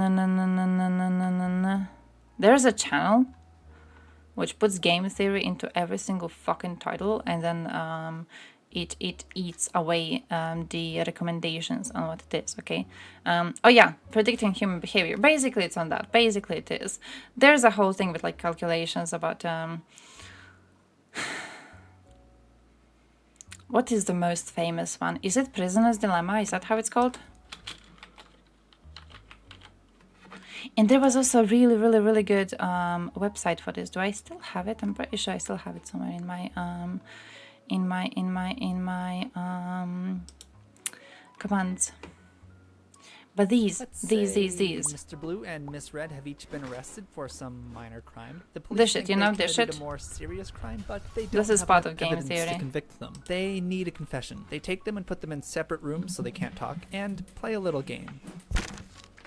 To try to force a confession, the police give them each a choice. Admit your partner committed the crime and you will go free. We'll pardon you for the minor crime, but your partner will have to spend 3 years in prison. If you stay silent and your partner lets us know that you were the one who really did it, then you're gonna have to go away for 3 years. They know that the police don't have any evidence, and if they both stay silent, then they will only go to prison 1 year each for the minor crime. If they both betray each other, then they'll both go to prison for 2 years each. Okay, each partner can do one of two things: stay silent or betray. Staying silent would be cooperating, and betraying would be defecting. If they both stay silent, then they each spend a year in prison. If one betrays and the other stays silent, then the betrayer goes free and the silent spends 3 years in prison. If they both betray, then it's 2 years each. That So thing, what are they basically. gonna That's do? what it Well, is. They should cooperate. That's the best option for the group if we add the total number of years in prison. But let's take it from Red's perspective. If she thinks Blue is going to stay silent, then she should betray so she can go free. Going free is better than spending a year in prison. If she thinks he's going to betray her, then she should definitely betray. 2 years in jail is better than 3 and being made a fool of. Blue is in the exact same situation and will think the exact same thing. He should betray if she stays silent, and he should betray if she betrays. They should have both cooperated, but from an individual standpoint, they notice they could always gain by defecting, if they have no control over what the other person's gonna do. So they'll both defect to try to better their own situation, but come away not only hurting the group, but themselves. Individually, they're worse off than if they both cooperated. This situation is pretty made up, but it has some real-world analogs. A common example is with marketing. Let's say 2 cigarette companies, Red Strikes and Smooth Blue, are deciding how much money they should spend on advertising. Since the product they each make is identical to one another, advertising has a huge impact on sales. For simplicity, let's say their choices are to advertise a bunch or not advertise at all. And there's just 100 people in the society and they all smoke. If both don't advertise, then just by random chance picking cigarette boxes, 50 people buy Red Strikes and 50 people buy Smooth Blue. At $2 a pack, they each make $100. Let's say advertising costs $30. If one person advertises and the other does not, then 80 people will buy the cigarettes from the ads and 20 people buy the other ones. The advertiser makes $160 minus $30 for ads and comes away with $130. The non-advertiser didn't spend any money but only made $40. If they both advertise, again, half will buy Red Strikes and half will buy Smooth Blue. But since they both spent $30 on advertising, they only come away with $70 each. Same deal, both people cooperating and not advertising is the most preferable situation, but both companies can see that advertising will always make them more money. But unlike the prisoners in jail, these companies can talk and try to influence each other. From here, Blue would be better off if Red didn't advertise. Red wouldn't go for that because that would be worse for them. Blue could try to convince Red that they would both not advertise, the only other situation where they're both better off. But without any real obligation to each other, there's nothing that's stopping them from trying to advertise to gain more of the market anyway. If you think your opponent's going to not advertise, then you're better off advertising. Although we're still making assumptions to make this situation work too. With this model, we're assuming they only play once. The game changes when the players have a chance to build a relationship and work together to get more gains over time, or punish each other by not cooperating. Also, to make the model work, we have to make up rules for the players. Assume they're basically computer programs with predictable actions.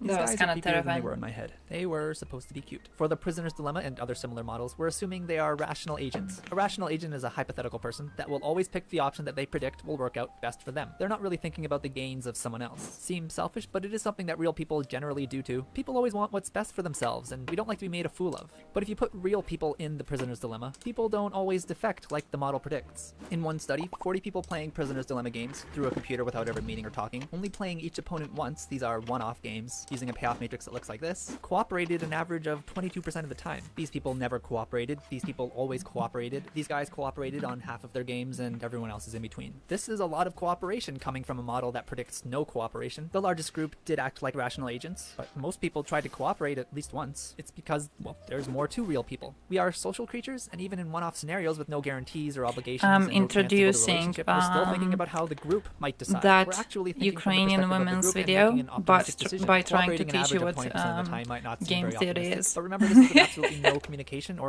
obligations. Anyways, that's not really the point. Using rational agents is still useful. The model is just trying to point out the dilemma of certain situations where people are actually hurting themselves when counterintuitively they're I'm only doing thinking it as an about themselves. introduction. And that's why we're Oh, modeling nice, using it's the almost cold done. robotic side. But basically, that's what it is. Oh, the Crash Course also has it. Crash Course also has it. They're kind of good. Oligopolies are all over the place. Who In are fact, you? their products are likely in front of you right now. The laptop Who are computer you? market is dominated That by was fun. companies like HP, Dell, and Apple, and the majority of mobile phones are produced by Apple, Samsung, and LG. You also see this type of thing in the market for cars, air travel, movies, candy, and game consoles.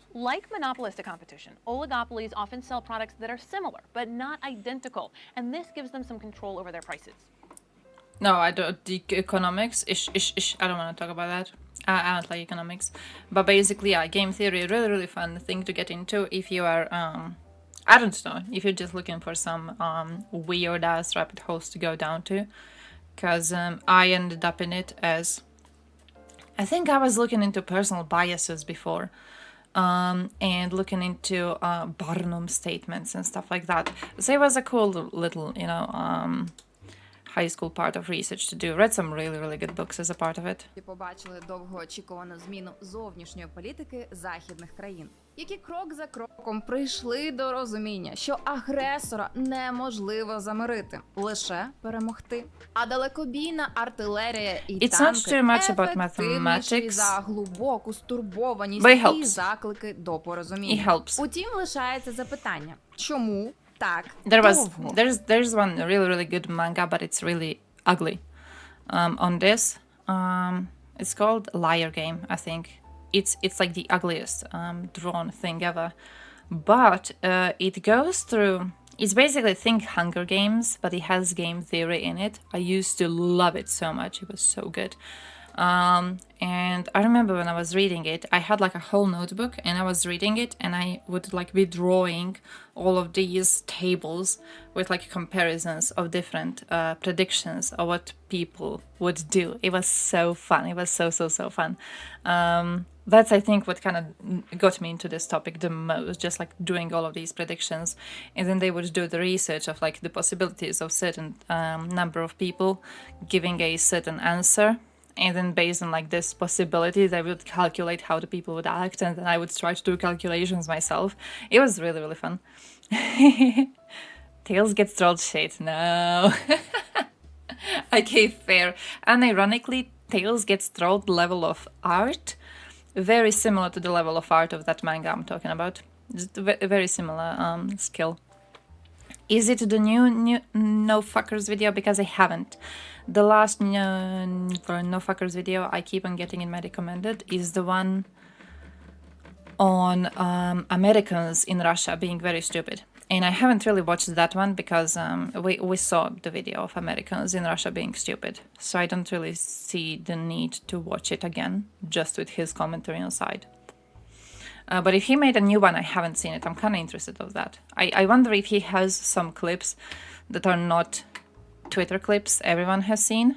I would very much love to see if there's something, you know, that we don't know about. Because there's a lot of Putin quotes that I think we all have seen, right? The ones where he's like, oh yeah, we will respect the territorial integrity of Ukraine, stuff like that. One of the news I saved, by the way, is on the fact that today is 23 years since Russian submarine tragedy, which killed a bunch of sailors, and Russia did nothing to help them. And at the time, I saved the interview where Putin is talking to Larry King, I think, about this. And he lies that Russia immediately sent rescue crews, and it didn't. He just like very openly lies about it on this interview. So if it's something, you know, like that, because the part where he lies about it, that one was new to me. I think we have all seen the clip where the interviewer is like, hey, what happened to these soldiers on the submarine? And Putin goes, they drowned. That I think, no, it sank. What happened to the submarine? And he goes, it sank. It's like, I think we've all seen that one, but I haven't really seen the one where he continues talking about it later and just lies. So if No Fuckers has something like that, I would love to see it. Actually, we're gonna play this one. I'm gonna try to find it. Невже політики на Заході настільки недалекоглядні та не розуміли, в яку гру грає Росія? Ми щодня чуємо від аналітиків, журналістів, експертів та навіть астрологів спроби передбачити наступні кроки світових лідерів. Але часом здається, що вся ця аналітика зводиться до «мені так здається» та «я маю інсайди в Пентагоні та Кремлі». Oh, that's the video. Okay. Ми часто повторюємо тезу про те, що політичні явища рідко бувають простими. You cried in chapter Занурюємо вас 19. в Are you okay, деталі Giga? та історію. Та не в цьому відео. Навпаки, спробуємо непритаманне нам спрощення. Адже певна системність та структурність має місце як в житті, так і в політиці. Сьогодні ми поглянемо на актуальні події з погляду теорії ігор. Це розділ прикладної математики, що дозволяє подивитися на політику і дипломатію як на битву різних стратегій. Поговоримо про те, чому інколи вигідно вдавати божевільного, як не провести все життя у в'язниці, і чому з погляду математики Заходу вигідно йти на ризик. I don't know how long I've read it. I don't know where I stopped. I don't know which part I reached.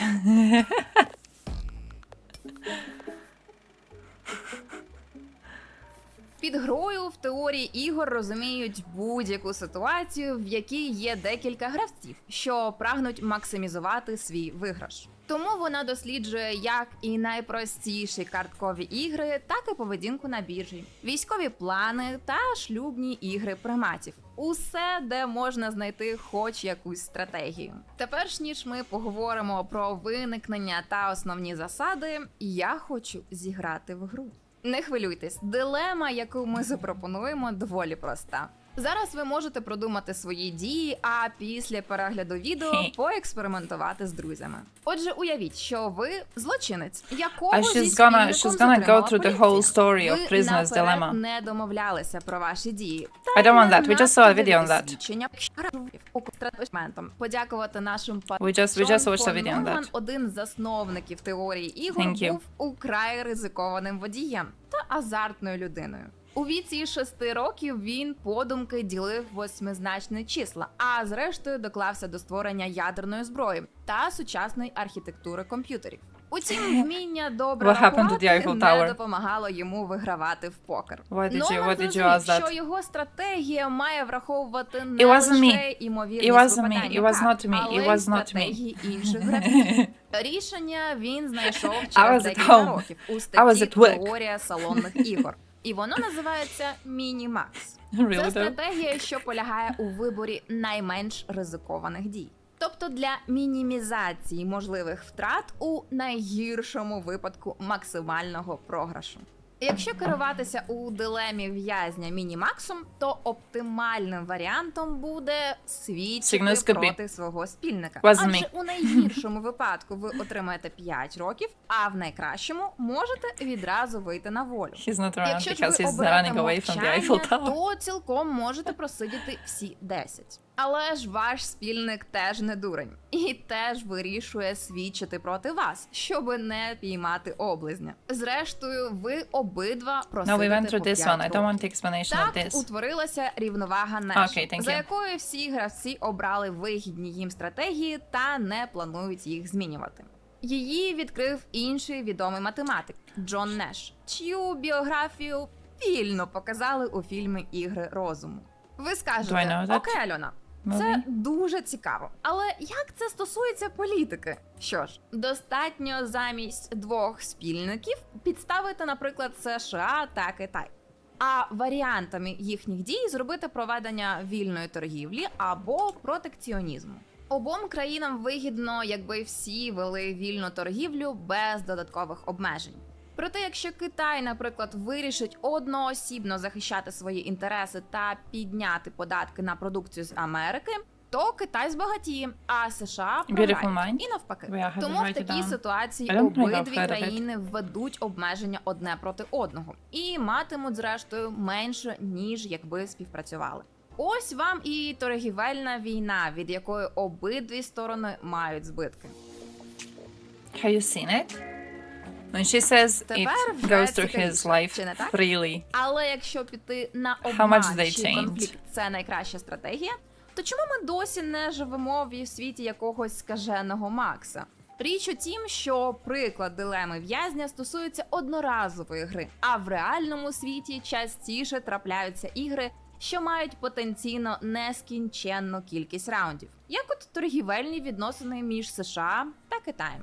Дослідники встановили, Так, що в Оппенгеймер, такому разі лише. чи не найкращою стратегією стає один з варіантів око за око. Ви починаєте зі співпраці, але якщо інший гравець обманює вас, то ви караєте його відмовою від співпраці назавжди або на певну кількість раундів. Крім того, у більшості ігор у реальному світі вам бракує інформації. Ви не знаєте усіх наслідків ваших дій, так само як і того, які козирі приховують інші.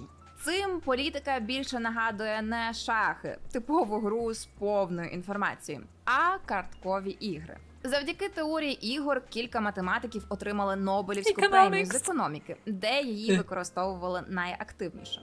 Крім того, її почали застосовувати також у his mental кібернетиці, illness fucked up his біології, work and his соціології, relationships як і в until he інших finally галузях got у diagnosed. політиці Wait, та is it like a дипломатії теорії is it a ігор drama виходить then? з Would you того, що characterize it гравці as drama? раціональні та прагнуть максимізувати свої виграші. На що ви можете справедливо зіронізувати? Альона, ти росіян бачила? Раціональні? Навіщо починати війну, якщо ясно, що ні до чого хорошого це не призведе? Де тут стратегія чи мета? Та теорія ігор лишає без уваги мотивацію гравців до прагнення певних цілей. Це питання вона лишає соціологам та психологам. Інколи психіатрам, а сама зосереджується на способах гравця досягнути своєї Sometimes мети. psychiatrists. Будь вона розумною чи абсурдною. Але хіба може бути розумною стратегією погрожувати зброєю, що здатна призвести до тотального руйнування всього на планеті? More of a drama? Ну і вас самих. Це ж безумно. I wanna go through. I wanna Google it to see how. Російське керівництво часто Basically, I wanna see божевільним, game theory. а тому вкрай небезпечним. Та як про таке не I don't want подумати, to get. коли I don't want to look at тижня feelings черговий at Медведєв relationships. I wanna be погрожує like світу calculations. ядерним попелом. А по телебаченню їхня армія вже 100 разів маршувала Києвом та Берліном. Утім, більшість питань зникає, коли дізнаєшся, що це цілком вкладається в межі давно дослідженої тактики поведінки.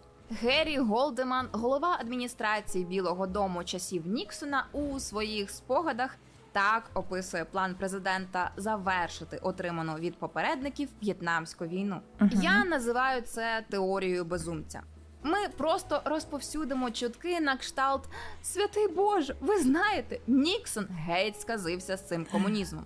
Його не можна стримати, коли він у гніві, а його рука якраз на ядерній кнопці. І Хо Ші Мін особисто благатиме в Парижі про мир через 2 дні». Ви знаєте, чим закінчилася ця історія. Ядерні боєголовки не впали на Ханой. Ніксону не вдалося переконати комуністів у серйозності намірів. Зрештою, американці залишили В'єтнам. Адже стратегія безумця працює допоки вас не запідозрять у блефі. Это не блеф. А ну так, дуже переконливо. Коли ти та твої міньйони за кожної нагоди говорять про червоні лінії, при порушенні яких хіба що поскиглить твій прес-секретар, доводиться або відступити, або вдавати ще більшого безумця. І, до речі, детальніше про те, як Росія використовує ядерний шантаж, ви можете подивитися в іншому нашому відео. Але всі ці міркування не означають, що росіяни та Путін геніальні стратеги. Адже, скоріше за все, вони просто використовують ті методи, що працюють. І аж ніяк не планують все наперед, що в поєднанні з викривленою інформацією робить їхні дії зовні абсурдними. Росія використовує цю стратегію у війні на виснаження проти України та Заходу, у якій найголовніше переконати, що ти готовий до тривалої гри. І ні за що не відступиш від своїх цілей. Така і має змусити суперника повірити в безнадійність інвестицій у боротьбу, адже колись доведеться відступити. А чим далі, тим важче буде з нами домовитися. Але минули часи, коли Росія одноосібно грала в цю гру. Адже Україна та більшість західних політиків так само тиснуть на країну-терориста, переконуючи, що боротьба не припиниться, а Росії не варто гаяти час на спроби відвернути неминуче. Але чому Захід так довго був надто м'яким стосовно Росії? Чим спонукав її до деталі більшої нахабності? Now she's gonna go В into the межах whole теорії ігор протистояння між Росією та умовним German Заходом trade thing, можна right? розглянути у вигляді простої моделі, If you trade with them, you схожій keep на them дилему controlled. в'язня, в якій обидва гравці мають два варіанти дій – піти на змирення або на конфронтацію. Якщо обидві сторони обирають конфронтацію, це означає великі втрати з обох сторін, скажімо, мінус 10 балів. У цій ситуації балами є умовна оцінка міжнародного впливу, політичної та економічної сили. Якщо обидва гравці обирають замирення, то ніхто нічого не втрачає і не отримує. Якщо ж одна сторона обирає замирення, а інша конфронтацію, то агресор отримує 2 бали, а умиротворювач втрачає 1. Знову-таки, у реальності існують ступені агресії та умиротворення. Але сьогодні ми спрощуємо. Коли гра відбувається вперше, то Захід вирішує не ризикувати і обрати замирення, адже конфронтація виглядає надто дорогою. Водночас Росія використовує стратегію безумця, чим підживлює страх Заходу. І поки той відступає, отримує виграш. У наступному раунді ситуація повторюється. Росія знову веде себе агресивно, Захід вирішує відступити. Адже знову краще втратити 1 бал замість 10. Так повторюється, допоки Захід не зрозуміє, що це не набір окремих випадкових ситуацій, а повторювана гра. А як ви пам'ятаєте, оптимальною стратегією у повторюваній дилемі в'язня є око за око. Тому після того, як Україна вистояла в перші тижні вторгнення і стало ясно, що Росія не планує зупинятися, Захід нарешті почав рухатися в напрямі справжньої конфронтації з Росією. Санкцій, міжнародної ізоляції та військово-економічної допомоги Україні. Усе це, звісно, є фінансовим тягарем, і Захід зазнає збитків, на чому постійно спекулюють проросійські політики. Але насправді це інвестиції у майбутнє. У статті для Політіко дослідники теорії ігор зазначають: дійсно, санкції можуть зашкодити нашій економіці. Це все насправді погано, але не настільки, як майбутнє, в якому не поважають національний суверенітет. Адже якби Захід знову вирішив, що допомагати Україні не вигідно, то інші амбітні гравці, Китай або Іран, вирішили б, що і вони можуть використовувати стратегію безумця з користю для себе. Водночас треба пам'ятати, що попри максимальне об'єднання країн Заходу, вони досі лишаються незалежними державами зі своїми протиріччями, яких не здатна відобразити навіть найдетальніша модель. Тому, на превеликий жаль, ми поки не отримали всіх видів озброєння та санкцій проти ворога. Але ключове слово тут «поки». Політика – не точна наука. Її не можна зобразити у вигляді простих формул та аксіом, як би того не хотілося. Та це не означає, що ми не маємо намагатися зрозуміти її. Навіть тоді, коли здається, що світ зійшов з розуму. Теорія ігор допомагає по-новому побачити політичні процеси. I've seen the strong parts. Good video. I like the whole argument about how the whole thing about how the West sees itself as like losing less by constantly giving peace, and how they must come to understanding that by losing a tiny little bit constantly to Russia, like it was accumulating to a huge number of losses, you know, by allowing them to be imperialist now and now and now and now and now, and not entering into a war with them. We were avoiding a total war, but like we were constantly losing a little bit more. And overall it turns into a huge problem if we allow Russia to keep on advancing even more, because despite the fact that it's a relatively small advancement, you know, they're not coming too close to the West. So from the eyes of Westerners, they're like, yeah, this is not really that concerning. It is going to get really fucking concerning and really fucking expensive in the future. So you might as well just like enter a total fight with them and beat the shit out of their asses, and then you're gonna have peace in the future. So I like that. I like that. I haven't really thought about it in this form before. So I had fun. But also I'll save No Fuckers, and we need to watch No Fuckers. I have not seen this video at all. So I don't know what it's gonna be about. I do imagine there's gonna be the clip of Putin talking about how there's no reason to go invade Ukraine, and how Crimea is in Ukrainian international borders. I remember that. I don't know what else. That clip I'm like 100% sure is gonna be there, but I would love to see clips which we haven't seen before. And it seems like the Russian propaganda and ideology is almost completely Soloviev also focused had on a clip like that, right? confrontation with the West Where and he's like, NATO. yeah, we will never go to war with Ukraine. С незапамятных времен начинается для нашей страны с войны с коллективным Западом. And throughout the recent 1.5 years, we've seen countless Russian propaganda pundits and politicians saying that essentially Russia is not really even fighting Ukraine, but that it's actually in a sort of a civilizational conflict with the entire collective Western world. And Putin's main point throughout the years was that Russia feels threatened by NATO's expansion to the east and will do everything in order to prevent it from happening. This has been Putin's main rhetoric for over 15 years now, ever since his famous 2007 Munich speech, where he laid out his vision for sort of a multipolar world, opposing the hegemony of the West and expansionism of NATO. And Russia's subsequent actions in Georgia, Crimea, and now on the territory of Ukraine could be interpreted as a direct follow-up to this speech. This has been Russia's stance for a pretty long time now, and a lot of people have actually already forgotten or don't even know that Vladimir Putin once, at the very start of his presidency, actually wanted to join NATO.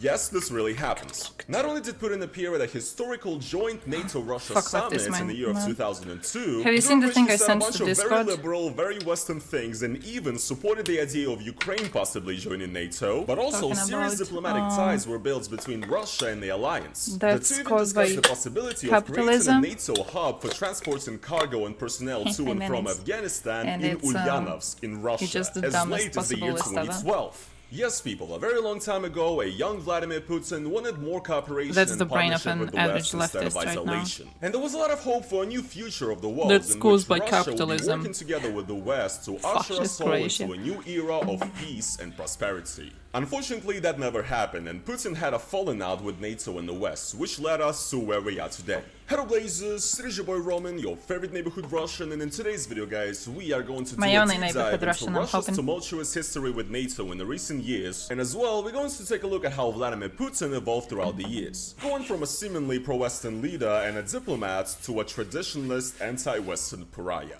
This is the story of how Vladimir Putin wanted to join NATO. Let's watch. Now, before we look at Let's Putin's see. history with NATO, we actually have to look at history of Russia and NATO before he ever came to power. No, you the don't. new democratic Russia's relationship with NATO actually started pretty amicably. In 1991, right after the fall of the Soviet Union, Russia under President Boris Yeltsin joined the Euro-Atlantic Partnership Council, and in 1994 became the participants of NATO's Partnership for Peace program. 1994 was also the year when the now infamous Budapest Memorandum was signed. It was a document in which several post-Soviet countries that still had access to May I just for a little bit of context added to the side. At this time, Russia was directly helping Croatia to fight off Serbs. They gave our leaders medals for fighting against fascism when we fought off the Serb invasion. Russia was on the side of Croatia all until I believe it was right in 1999 when NATO wanted to go and bomb Serbia. This is where they kind of went to support Serbia instead. But they were supporting Croatia all of this time before. So far as I've seen from the analysis, the idea is that Yugoslavia at the time, the president of Yugoslavia in 1989 to 1991, he was really pro-Western. He was so pro-Western that people called him the American puppet. So he got a deal to try and join European Union under better conditions. So he wanted for the entire Yugoslavia to go and join European Union, right? This was opposed by Milosevic, who was the main dude of Serbia, because Milosevic didn't like the state of Yugoslavia at the time. Milosevic had the idea that he has to be the one leading Yugoslavia, and then only when he is the one leading Yugoslavia is Yugoslavia allowed to go and enter European Union. He was absolutely opposed to anyone else leading Yugoslavia when it enters European Union. On the other hand, we had Tudjman, who was Croatian main dude, who was opposed to Yugoslavia entering anything. He wanted Croatia to be a country on its own, and he wanted for Croatia to have the ability to go and join the European Union. He didn't want Yugoslavia to be there in the first place, right? So the current analysis is that Russia saw that Yugoslavia as a common state was pushing to go to European Union, but you had Croatia and Serbia, both republics of Yugoslavia, which were opposed to this. And there was a chance to get them on the side of Russia. So when war broke out in Yugoslavia, they saw that, oh, look at this, Serbia is invading Croatia. If we help Croatia, we get them on our side. We get them on the side of Russia. And we want to get a republic on the side of Russia, because getting at least some of the republics on our side after Yugoslavia crumbles is going to be so much better than losing the entire Yugoslavia to European Union, right? So they were helping us with weapon exports. We were for a while banned from getting any weapons. UN banned Croatia from importing any weapons to defend itself. Russia was giving us weapons anyways, because Russia was trying to still be an ally to Croatia. So yeah, this is when he talks about all of these situations. I want you to keep that in mind. They were on the proper side of history at the point, okay? Soviet nuclear weapons agreed to hand over their entire nuclear arsenal to Russia. These countries were Belarus, Kazakhstan, and Ukraine. The United States and the UK overlooked and also signed the memorandum under the agreements that Russia and these other post-Soviet countries will respect each other's borders and sovereignty. I'm sure this one aged really, really well. In 1997, the Russia-NATO founding agreement was signed, outlining a roadmap for future cooperation, with one point being vital. Russia and NATO officially agreed that they no longer consider each other as enemies. By this time in the Kremlin, young Putin's political career was already going pretty strong. He got a start thanks to the ex-mayor of St. Petersburg, Sobchak, and by 1997 he was already holding pretty important positions within the government, being appointed the deputy chief of presidential staff of Russia. He was starting to become a familiar face for Russians on TV and started giving many interviews. My theory is proven. And to say the least, guys, his opinions were quite different. Как это не печально и как это, может быть, не страшно звучит, на мой взгляд, в нашей стране поворот к тоталитаризму на какой-то период времени возможен. Это опасность в ментальности нас самих, в ментальности нашего народа, в нашей собственной ментальности. Нам всем кажется, что если навести твердый порядок жесткой рукой, то всем нам станет жить лучше, комфортнее и безопаснее. Putin-based, На самом деле, эта комфортность очень быстро пройдет. Putin-based, Putin understanding problems with Russian society. Wow, what a great guy! Постоянное кивание на заграницу, как на источник всех наших бед, неверно. Неверно по сути своей. Все наши беды в нас самих. Honestly, the things he's saying make a lot of sense. I think I'm gonna go vote for this guy. Because I know that there's no way that Russia will ever become a dictatorship with a bright young lad like this in power. But on a serious note, yes, Putin did have very different, more democratic views back in the day. It is possible that they were not really his views though, and maybe this was all just populism to basically convince the liberal-minded folk of Russia that this is the guy they should vote for. We will watch a but who video can on ever say populism. for sure?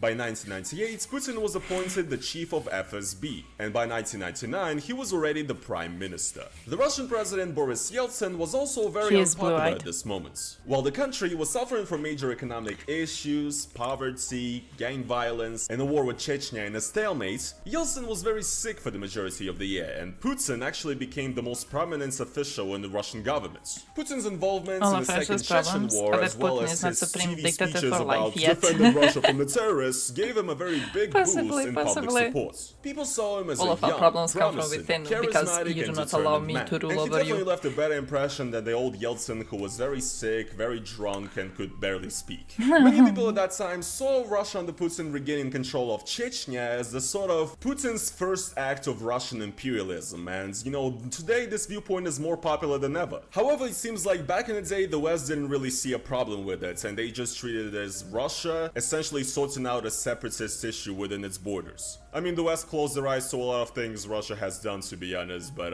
let's not talk about that. On New Year's of 1999, in a legendary presidential address, He Boris just Yeltsin avoided it. announced his retirement and appointed the young Vladimir Putin as acting president. In early 2000s, a presidential election was conducted, and officially on May 7th of the year 2000, Vladimir Putin became the president. And as it may be obvious from the title of this video, Russia's friendly relationship with NATO actually did not stop with Putin's inauguration. In 2001, If I with was the Putin already in president, I'd be an office, the alcoholic too, NATO-Russia yeah. Permanent Joint Council was established Top as 10 a forum moments for before a disaster. consultations, cooperation, and consensus building. I copied that from Wikipedia. As a matter of fact, Putin actually talked about his desire to possibly join NATO in an interview.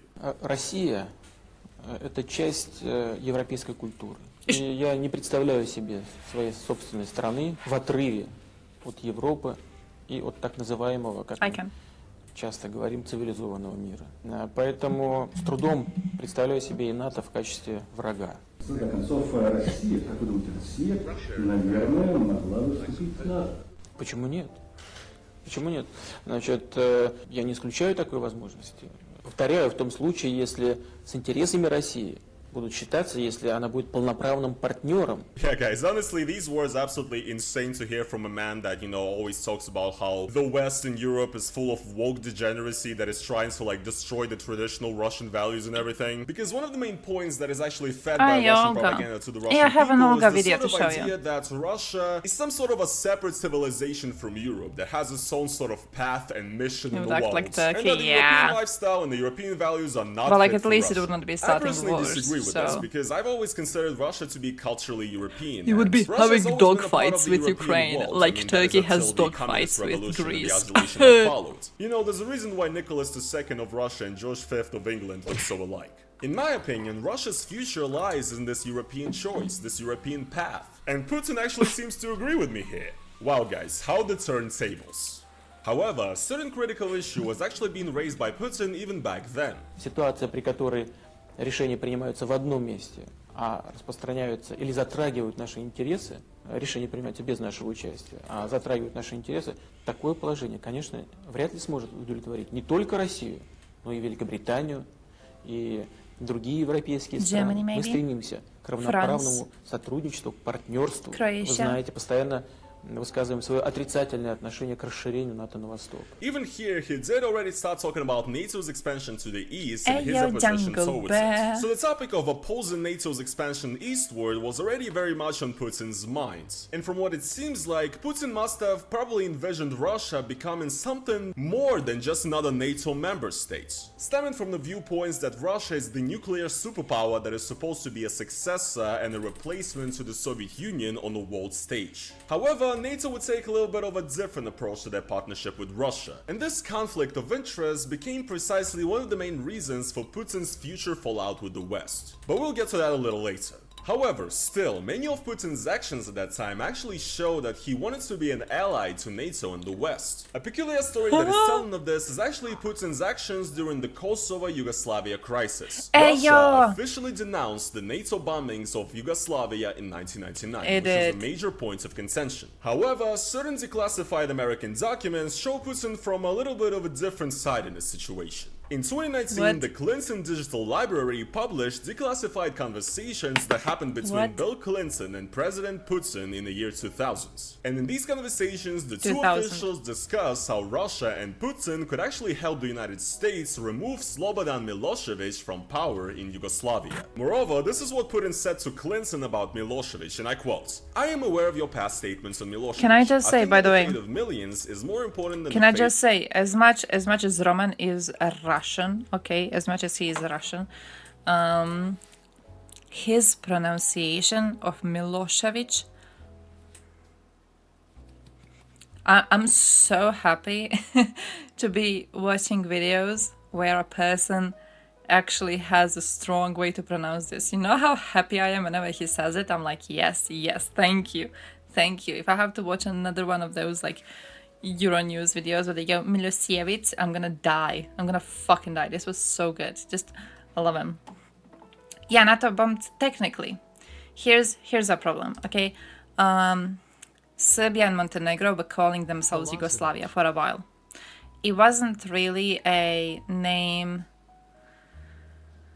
accepted by other republics, former republics of Yugoslavia at the time, and they did change the name very, very soon. But during a certain point in history, I think in 2001 or 2003 they changed it, I'm not sure. They were calling themselves Yugoslavia. It was basically they were a cosplay of Yugoslavia. They were not Yugoslavia, but they were a cosplay of Yugoslavia, right? So sometimes when people say USA bombed Yugoslavia, I guess it's a problem because technically you could say that they could be correct if they accept the Serbian naming. No one in Balkans accepts the Serbian and Montenegro naming at a time. So it is not seen as valid. But I have learned that there's people on the outside, like where officially it was called Yugoslavia. The thing is that it's really important to understand the difference between Yugoslavia, which was a lame cosplay by Serbia and Montenegro, and actual Tito's Yugoslavia. And I think there's some part of dishonesty when a conversation about this is happening online, because a lot of times I see people saying NATO bombed Yugoslavia, and you get from the way they're talking about it, you get the impression that they're talking about Tito's Yugoslavia, and they're claiming that Yugoslavia stopped existing because NATO bombed it. You see this with a lot of people from abroad who have nostalgia about Yugoslavia, despite the fact that they never lived in it, right? So they will talk about how Yugoslavia was great and Yugoslavia was amazing for decades, and then NATO bombed it. They're connecting actual Yugoslavia to the cosplay of Yugoslavia. But like technically you could say that they are correct in calling the other one Yugoslavia too.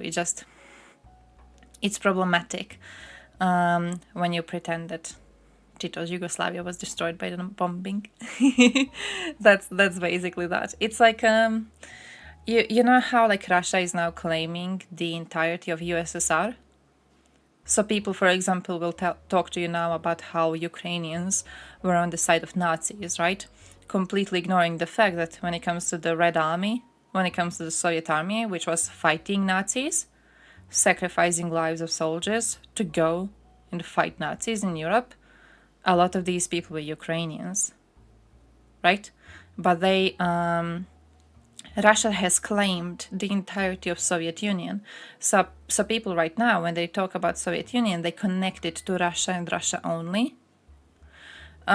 It's kind of similar to like the whole Yugoslavia-Serbia thing, where Serbia, by naming Serbia and Montenegro Yugoslavia, they tried to claim the entirety of Yugoslavia. And this happens a lot often in like today's conversations too, about Nazis, for example.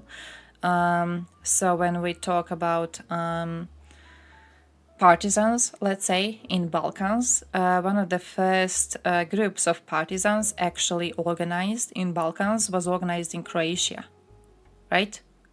But people will talk about Croatians being on the side of Nazis. They talk about Yugoslav partisans, but they talk about Croatian Nazis. It ignores the fact that a lot of Croatians were in Yugoslav partisans because Croatia was a part of Yugoslavia at the time, right? But like you only ignore one part of Croatia, which was on the side of Nazis, you ignore the other part of Croatia, which was on the side of partisans. And you know, it's that. Basically, that's what they're trying to do. Bombs were left on Montenegro and Kosovo territories too. Yeah, that too, definitely.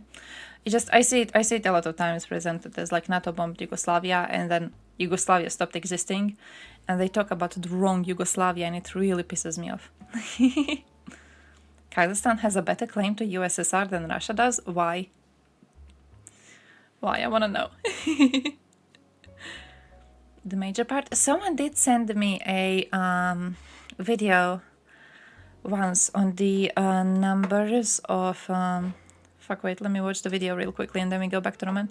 On the numbers of people from republics of USSR and when basically which republic sent how many people to be in the Soviet army, and Ukrainians did suffer a lot of losses. So, you know, now when people go like, oh, weren't Ukrainians basically on the side of Bandera? Weren't they Nazis? Bro, who do you think was fighting in the USSR army? Which republics do you think were a part of it? What are you talking about? Like, yeah, they had part which was siding with Bandera, yeah, but they also had a huge fucking part in the Red Army. How are you ignoring that? Kazakhstan was the last member to secede. For a while, they were the only one in it. Ah, nice. Okay, fair. Yeah, they hold the claim then. They hold the claim. When you talk about USSR Army, you're talking about Kazakhstan. Infamous massacres of... Bro, like, we're literally talking about it right now. We're literally talking about those perceptions right now. How did you miss the entirety of the conversation? That's fucking great. We go through the entire topic and my man jumps in with like, hey, but like Ukrainians also did a lot of massacres in World War II, I'm just saying. that was cute. Transnistria is still identifying as Soviet. Oh, I'm sure there's a lot of aliens in Baltics still identifying as Soviet too. Ukrainian SSR losses in World War II were bigger than every other republics combined, excluding Russians. Holy shit. Oh, holy shit, yeah, horrible. Just horrible, horrible. Yeah, what is this one? Speak English. I'm going to speak English because this is a subject on which I want to make sure I speak very precisely. Step soldiers drowning because of Russian incompetence. Speaking of Hannah Arendt, where Hannah Arendt was asked, was bleibt? And she said, you know, es bleibt die Muttersprache. And in a certain way, I've had that feeling these last 6 months. I've never spoken so much English in my life as in the last 6 months, because so many of the themes of Hannah Arendt and so many of the things that I think I've learned about history from Russians, from Ukrainians, from Poles and others, so many of these lessons, so many of these themes are now relevant to my homeland, to the United States of America. So when we ask why historical responsibility or why German historical responsibility, I want to begin from that point of view. I want to begin from a universal point of view. I'm not coming to you as an American saying, we've understood our past and therefore everything is going well in our country, right? On the contrary, I think it's very important for all of us, whether things are going well or things are going badly, whether we're Americans or Germans or Russians, to be humble about our various weaknesses in dealing with our past. And above all, to be realistic, to be sensitive, to be concerned about how our failures to deal with our own national past can have surprisingly great and... Wait, when you say when the Russians finally declassify information about World War II, we will be surprised in many ways. I see what you're talking about when you say the number of victims. What do you mean the growth of Nazi Germany? What information about the growth of Nazi Germany do you think is classified information that was, how do I say it, only seen by Soviet eyes? What could it be? I'm kind of interested in that. Wouldn't we like already have information on most of it from other sources? What did the Russians know? Shit was wild. What was there on the growth? I wonder about that. Immediate and painful consequences for the present and for the future. So when we ask, as the ambassador did, I want to rightly, know. Why should we be discussing historical responsibility just now? Why, when USSR Russia massively has trained invaded German and occupied pilots? part of Ukraine? Why, when Brexit negotiations have just begun? Why, when a whole series of elections between populists and others is being carried out across Europe? Why, when the constitutional system of the United States of America is under threat from within? Why, in this moment, should we talk about historical responsibility? My answer is that it is precisely for those reasons that one must talk about historical responsibility. There are many causes of the problems within the European Union. And there are many causes of the crisis of democracy and the rule of law in the United States. But one of them is precisely 6 years ago, I was just thinking about when it was filmed. Of history. So as I say, I'm not coming to you from the position that Bro, Americans 6 have years figured this ago? out. On the contrary, let me begin talking about Germany by talking about the United States. Why do we have the government that we have now? In some significant measure, it is because we Americans have failed to take historical responsibility for certain important parts of our own history. How can we have a president of the United States in 2017 who is irresponsible on because we racial were talking issues? How can we have an about, attorney general in Soviets. 2017 who is a white supremacist? Because we have failed to Soviets deal and with how important Russia has questions claimed of our the own past. Not just the history of the Second World War. It might not history come of clear Soviets. from this distance. In this part of how it, it has radically claimed the current the presidential administration is good sides of revising Soviet the Union, American one of which attitude was towards the Second World War. beating the But Nazis. when our foreign policy is labeled America First, we are referring to an isolationist and very often white supremacist movement which was meant to keep America from entering the war against fascism. When we commemorate the Holocaust without mentioning the Holocaust involved Jews, when a presidential spokesman says that Hitler only killed his own people, right? We are in a very different mental and moral world than we were just a few months ago. But it's not just that. We also have a presidential administration where the president wonders aloud why we fought the Civil War, right? Oh. Why it was, after all, that there had to be a conflict in America about slavery. Now, I'm not just mentioning this because, as Marie Beck alluded to, I take every opportunity now to involve myself in the domestic politics of my own country, but rather because this question of slavery, precisely, this question of what a colony is Americans like, would of never what do an that. empire is like, leads us directly to the blind spot, what I Fuck, take now to you be got the me blind interested in spot Oppenheimer. in German historical memory. Now I want to see that. As you will all know, the American I was frontier already empire interested, but now was I'm like built twice as much largely interested. by slave labor. As we don't always remember, it was precisely that model of frontier colonialism, of a frontier empire built by slave labor, that was admired by Adolf Hitler. When Adolf Hitler spoke about the United States, it was generally, before the war at least, with admiration. And it was a question for Hitler, who will the racial inferiors be? Who will the slaves be in the German Eastern Empire? And the answer that he gave, both in Mein Kampf Yugoslavia and in the Oppenheimer? second book, and in practice What is in Yugoslavia the invasion of Oppenheimer? 1941, the answer was the Ukrainians. The Ukrainians. He was kinda The communist at Ukrainians first? were to be at Damn. the center of a project of colonization. Wait, what, really? and There's Yugoslavian enslavement. Oppenheimer? The Ukrainians were to be treated Tito as was not Afrikaner, Yugoslavian or as Oppenheimer. nega. The word was very often used, as those of you who read Kinda. German documents from the war will know. By analogy with the United States, the idea was to create a slavery-driven, exterminatory, colonial regime in Eastern Europe, where the center was going to be Ukraine.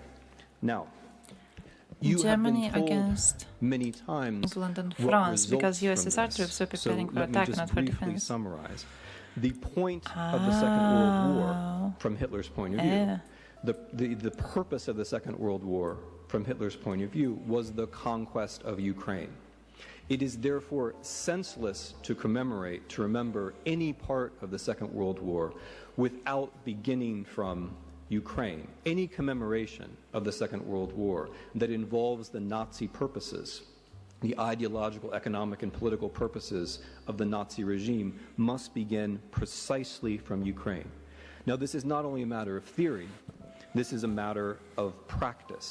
German policies, the policies that we remember, all of them focused precisely on Ukraine. The Hunger Plan, with its notion that tens of millions, 10 Millionen, people were going to starve in the winter of 1941. Generalplan Ost, with its idea that millions more people would be forcibly transported or killed in the 5, 10, or 15 years to follow. But also the final solution, Hitler's idea of the elimination of Jews. All of these policies hung together in theory and practice with the idea of an invasion of the Soviet Union, the major goal of which would be the conquest of Ukraine. The result of this ideology, the result of this, I thought Germans were taller than this. I'm stooping all the time. It's not my bad posture, it's the microphone. I want you to hear me.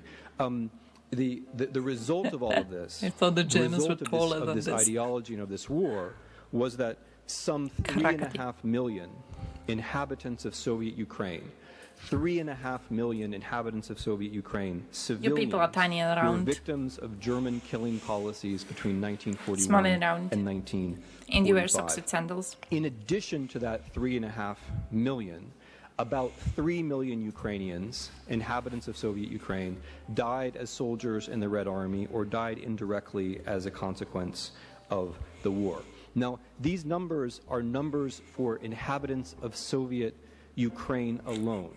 It's, of course, the numbers are greater when one includes the entire Soviet Union. Are you threatening to attack Slavs? Are you sure that's good, considering our mutual history?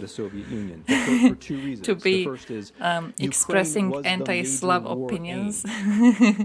I'm just saying. Ideological colonialism. But beyond that, in practice, all of Soviet Ukraine was occupied for most of the war, which is why for Ukrainians today, war is something that happens here as opposed to elsewhere. Hitler never planned to conquer any more than 10% of Soviet Russia.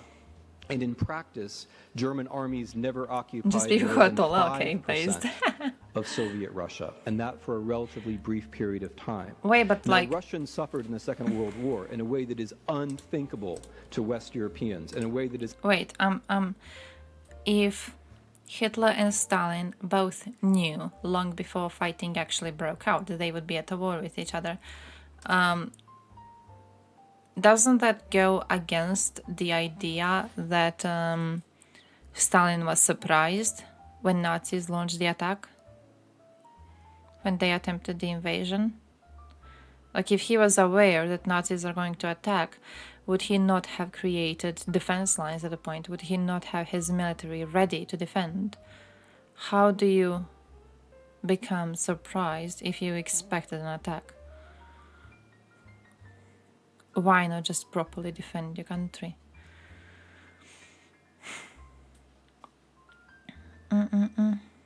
Soviet Sherlock.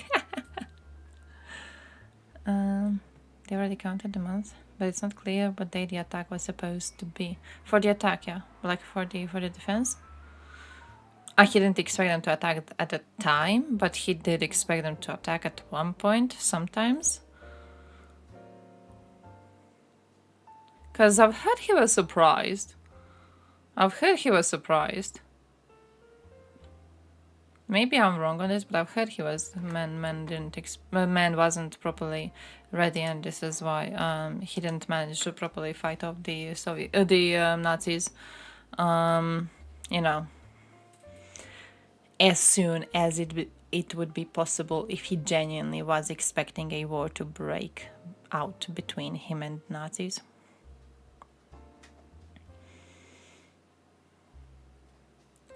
Morale of the army and the lack of walkie-talkies, because of which the USSR army was often taken into mass encirclements. Ah, that. I see that.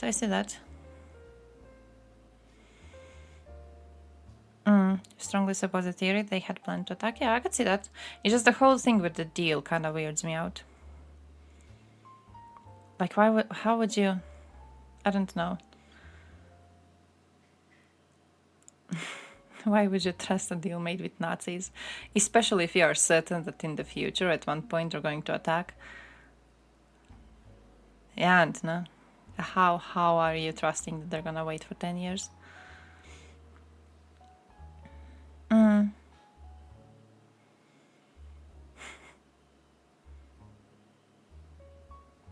He might have suspected a showdown at some point.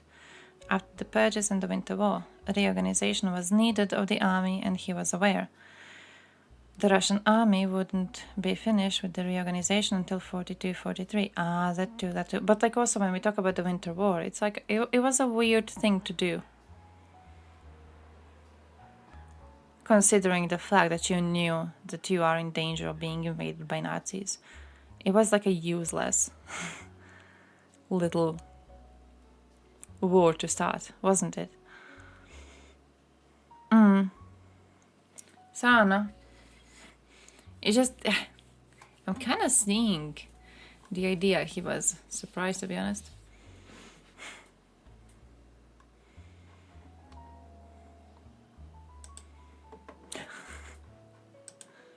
Is unthinkable even for Germans. But nevertheless, when we think about the Soviet Union, the place of the Soviet Ukraine is very special, even by comparison to Soviet Russia. In absolute numbers, more inhabitants of Soviet Can Ukraine it be nice in chat until someone is actually World like War being full than hateful? inhabitants Please, of please, Soviet please. Russia. In absolute terms, and these are the calculations of Russian historians, in absolute terms, which means in relative terms, in proportional terms, Ukraine was far, far, far more at risk than Soviet Russia during the war. In other words, it is very important, as Marie-Louise Beck precisely and correctly formulated it, to think of the German Vernichtungskrieg against the Soviet Union. But at the center of that Vernichtungskrieg precisely is Soviet Ukraine. So if we want to talk about German responsibility for Russia, very good. But that discussion must begin with Ukraine. Ukraine is on the way to Russia, and the greatest malicious intention and the greatest destructive practice of the German war was precisely in Ukraine. If one is going to be serious about German responsibility for the East, oh yeah, I would expect a Ukrainian to also say Milosevic proper. Definitely. For the longest and it makes me happy to hear him say it properly. The most important discussion having to do with German responsibility in the East. And that is German responsibility for the mass murder of the Jews of Europe. That is another discussion which makes no sense without mention of Ukraine. As I was walking to this parliament building, I passed on the street the famous picture of Willy Brandt. Willy Brandt before the monument to the Warsaw Ghetto Uprising.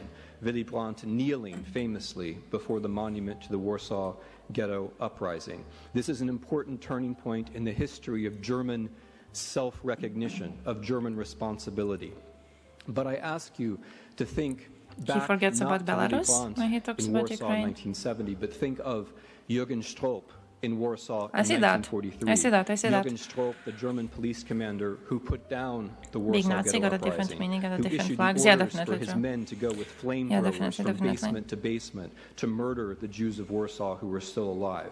When Jürgen Stroop was asked, why did you do this? Why did you kill the Jews who were still alive in the Warsaw Ghetto? His answer was, die ukrainische Kornkämmer, Milch und Honig von der Ukraine. Even in 1943, Jürgen Stroop was thinking, as he's killing Jews in Warsaw, of Ukraine.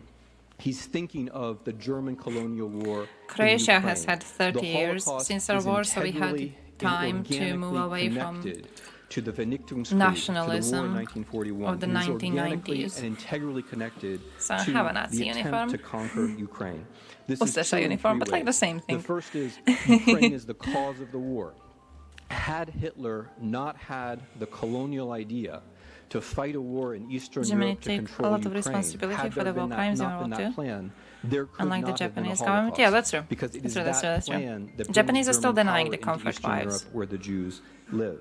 Secondly, There was the a huge, actual huge war in Ukraine brings the Wehrmacht, point brings of conversation the in SS, Ukraine brings just the a few German years police ago. to the places where Jews could be killed, which is the third point, the methods. It became clear to Germans in 1941 that something like a Holocaust could be perpetrated because of massacres in places like Kamyanets-Podilsky, or more notoriously Babi Yar, on the edge of Kiev. It was there that, for the first time, not only in the history of the war, but for the first time in the history of humanity, tens of thousands of people were killed by bullets in a continuous large-scale massacre. It was events like this, on the territory of Ukraine precisely, that made it clear that something like a Holocaust could happen. What does this mean? It means that for every German who takes seriously the idea of responsibility for the Holocaust must also take seriously That's funny the because history Serbians of were the losers. German occupation of Ukraine. Or to put it a different way, taking seriously the history of the German occupation of Ukraine They still refuse is to one accept way them. to take seriously the history of the Holocaust. Now, how do we evaluate the question of German responsibility? What about the Ukrainians themselves? Shouldn't Ukrainians themselves be carrying out discussions about what happened in occupied Ukraine during the Second World War? Isn't Ukrainian nationalism also a theme that should be discussed? Of course it is. I made my entire career writing about Ukrainian nationalism. That's why I can be introduced as a professor at Yale University, because I wrote about Ukrainian nationalism, because I wrote didn't know about that was his whole Ukrainian career. Holy nationalists shit. and the ethnic cleansing of Poles in 1943. Nice. Because I published the first article in a Western language about the role of the Ukrainian police in the Holocaust and how that led to the ethnic cleansing of Poles in 1943. Ukrainian nationalism is a real historical tendency, and it ought to be studied judiciously, as some members of the audience here have done better and more recently than I. But hey, leave my man alone. Not in Kiev, but in Berlin, if we are speaking of German historical responsibility, we have to recognize that Ukrainian nationalism is one consequence of the German war in Eastern Europe. Ukrainian nationalism was a relatively minor force in interwar Poland. It was paid by the German Abwehr, as I'm sure many of you will know. Ukrainian nationalists in Polish prison were released precisely you think they needed because Karelia to Germany be able invaded to Poland fight in Nazis, 1939. basically. When Germany That's an and the interesting Soviet theory. Union That's an interesting jointly theory. invaded Poland in 1939, destroying the Polish state. This also destroyed all the legal political parties, including the legal Ukrainian parties, which had, up until that point, were much more important than Ukrainian nationalists. So, as I say, if we are in Kiev, then we must discuss the role of Ukrainian nationalists in the Holocaust and in collaboration. When I was in Kiev in September to commemorate the 75th anniversary of Babi Yar, that is the point that precisely I made. But if we are in Germany, it's very important that Ukrainian nationalism be seen as part of German responsibility. It's not something that can block German responsibility. Got my It's not news an redeemed. excuse Wait, I need to show you the avoid news. German responsibility. I need to show you my news. I need to show you my news. I need to show you my news. By the way, former Yandex CEO, I put it specifically in the title that he is the former Yandex CEO, because the first report I got from this was saying that he is the current CEO in the title, and then later in the title they explained that he is the former one. This is one. Russian tech titan Yandex CEO Volozh slams Putin's barbaric war. Former CEO. Shut the fuck up, woman. I'm trying to pause it to go through these news at the start first.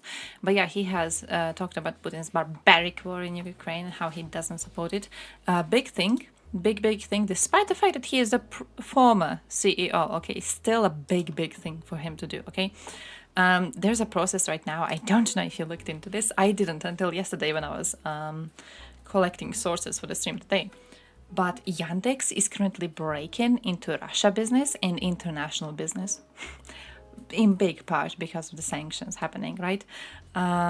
So this is, it's an okay thing that he did decide to do this. I mostly just saved it because I was like, wow, a Russian speaking out against the war. Wow, whoa, impressive. I'm gonna save this. So yeah, they say that he gave up his fortune for the sake of conscience. I don't know how much I would agree with that. But he did give up his place as the CEO of Yandex in order to not be hurt by the sanctions, basically. He was hit by sanctions though. He was hit by sanctions in the 6th sanction package of European Union. So this is where we got him. Actually, where is it mentioned? Right here. He has already announced resigning from all positions and the board, which I do believe he did because he was trying to escape the sanctions and it didn't work. He got sanctioned anyways, so rip. But right now, him coming out so loudly over condemning Russia's war, I do believe that he's actually feeling hit by the sanctions, and I do believe that this is his way to try and maybe hope that he gets on the good side of the West, because he's trying not to be, sanctioned more in the future. He doesn't want the next 10 generations of his kids to be paying reparations to Ukraine, basically, is what I think is going on. I don't think this should succeed. I do think next 10 generations of his family will have to pay reparations. I will always support that. Russians must pay for rebuilding Ukraine. They must pay for every single cent, and until we have any sort of cooperation with them, any sort of trade with them, they must first make Ukraine better than what it was. They must rebuild everything. And I do think he should be hit, but I think this is his attempt to. I just wanted to let you know, because I'm pretty sure we all follow similar news sources, and I'm pretty sure you're going to see this in the news soon, because if I saw it in the news, then it's gonna get into your news soon. We all exist on the similar spheres of the internet, and in case you see the news about him, I want you to be aware that he is not, very likely not an example of a good Russian. He doesn't want to be sanctioned. Yeah, sanctions are working, absolutely. Sanctions are working, and I think this is proof of them working. I think more Russians we see trying to escape sanctions. I think more it is proof of sanctions working. That and also the rubble situation currently. For how long will the war be going on? I don't think anyone knows. I don't think anyone can know that. We're all hoping for the shortest possible time, but you never know, right? You never can be certain when it comes to stuff like this. It's going to be really hard, and there's a lot of things that you can't really properly account for. So the stability in Russia right now, for example, you can't really account for that. When it comes to the weapon supplies to Ukraine, you can't really account for how stronger or weaker they are going to get in the future, right? When it comes to what Ukrainians are doing with their weapons, you can't really account for that either. Until very recently, they were still trying not to hit targets inside Russia. They recently started hitting Moscow a few days in a row, actually. So overall, there's a lot of things that we can't really predict. Even the current situation with just the actual front line, right? Ukrainians have said that they have broken through Russian front lines on several places. We don't know what this means, basically. As an average observer, as a, couch warlord, you don't really know. You have no idea what's happening. There's been predictions that Russia has sent most of its useful troops on the front line already, so if you break through them, the back line is relatively badly protected and the advancement is going to get much faster. There's also predictions that Russia is going to do another wave of mobilization very, very soon. So even though the backline will not be properly defended because they will not have enough time to train troops, the troops are still gonna be there. You know, it doesn't matter if the trench was dug by a dude who got a day of training, or if it was dug by someone who is a professional soldier. The trench is there, the mines are there. It's going to make it harder for Ukraine to pass. So there's a lot of things we don't know. And I think because there's a lot of things we don't know, we can't really make any proper predictions. As soon as some side starts to win, is that nuclear power plant will go boom? Questionable, very possible, but like I think only if Ukraine starts to win, the nuclear power plant will explode. I don't think it's gonna explode if Russia starts winning. Because the Russians wouldn't really have an advantage from blowing it up if they are starting to win.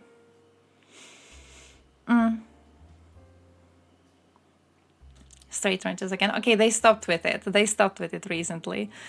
They adapted. I always had to wrap Russian wires in black foil to make it easier to spot mishandling. Oh shit. Ukrainian loss or necessity of negotiations and frozen conflict. I don't think Russians are full on drone building as much. I don't think their production is as good as they want us to think it is.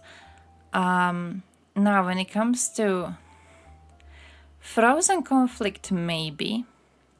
Ukrainian loss, I don't really see as a possibility. Though I would, how to say this? In my mind, a frozen conflict is a loss for Ukraine. And that is what I see as the worst possibility in this, basically. A frozen conflict again. Because a frozen conflict is going to mean that Ukraine can't get NATO protection because a part of its land is going to be occupied by Russia. It means that Russia is going to collect more troops and just go and invade again in the future. That's kind of what I'm seeing. Bosnification. The thing with Bosnification, though, Bosnia stands as a country right now because of NATO. If NATO was not around, Serbia would have invaded. Serbia fears NATO. And because Serbia fears NATO, Serbia is not invading and trying to take Republika Srpska under the control of Serbia. I don't think Russia would agree to have constant NATO presence in Ukraine. So when it comes to negotiations, I don't think Russia would agree with that. And then you have the situation where the conflict would be frozen, but without constant NATO presence, it means that Russia is going to invade. It means that Russia is going to take a breath, mobilize more men, wait for current children to grow up into grown-ups so they can sacrifice them on the fields, and then they will send them to attack Ukraine again. So I don't see a frozen conflict as anything else but a loss for Ukraine, because a lot more lives are going to be lost in the future.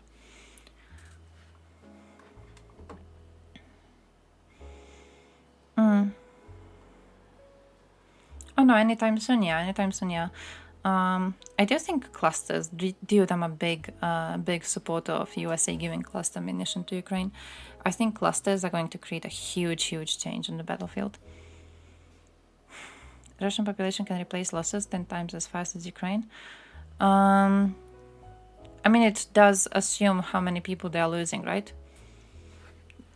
Wouldn't that assume that they are losing the same number of people? So with a bigger population, Russia can replace their losses much more efficiently than Ukraine does.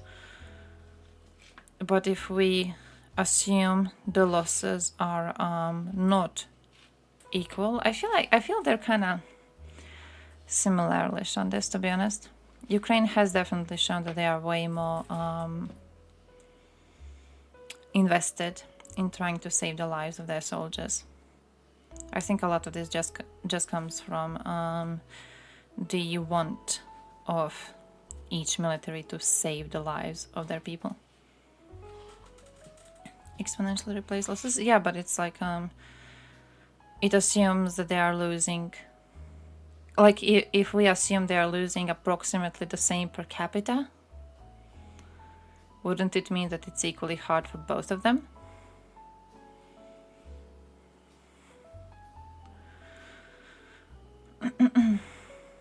If St. Peter and Moscow experience losses, this can change. I don't think they will experience losses.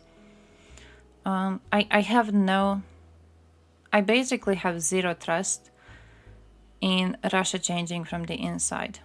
I have absolutely zero trust in Russia going through any sort of reformation. Zero trust in St. Petersburg or Moscow having any sort of protest, any sort of revolution, any sort of uprising. Zero trust in Russians. What I think is the most likely solution from the position of Russia is to keep on sending people from the republics more and more and more and more. And then once they reach the possibility of a frozen conflict, they are going to import foreigners. They already started doing this. They already started inviting Africans, for example, to come to Russia to do their studies. I think that's their plan. Like if we lose so many people from republics, we're just going to import more. If we don't lose that much and the republics are able to just have a bunch of kids and replace themselves already, because these are quite poor people, these are quite poor republics. If they can replace the population lost, I think Russia is just gonna leave it the way it is, because it already was using republics as colonies, basically. It doesn't really care about the quality of life in these colonies. It doesn't really care about people there. It doesn't really care about culture there. It doesn't care about, who's left alive.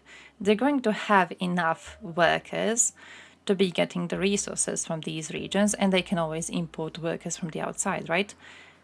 They don't need the regions for anything else. They never needed regions for anything else. So I don't think Russia's gonna give a shit, basically. Oh yeah, there's like I didn't even know until today, but was it 2 republics? Well, some of the poorest ones in Russia. They don't have gas pipelines. Russia. Fucking Russia, my dude. They don't have gas pipelines. They don't get gas. Russia, parts of the fucking country. They don't give a shit about these regions. So I don't think Russians doing more mobilizations and sacrificing more men from the regions, I don't think it's gonna make any sort of a difference in any sort of a way ever. Siberia, that assumes balls from China. I'm 50-50 on Chinese people having balls. I hope, like if they want to get the what I see as occupied Chinese areas. Have you seen, like recently, for example, they started using Chinese names for them again? They stopped using Russian names for cities in these regions. They started using Chinese ones. Big news. So if we assume Chinese have balls, it would definitely be great to see them go and take these regions, some of which already want to leave Russia.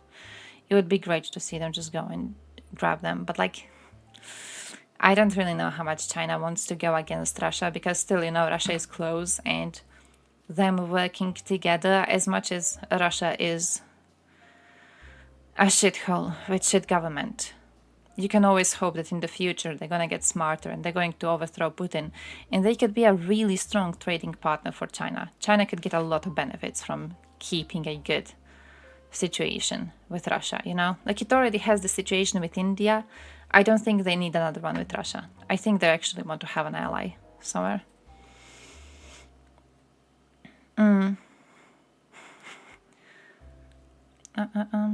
Russia will be Chinese Republic in no time.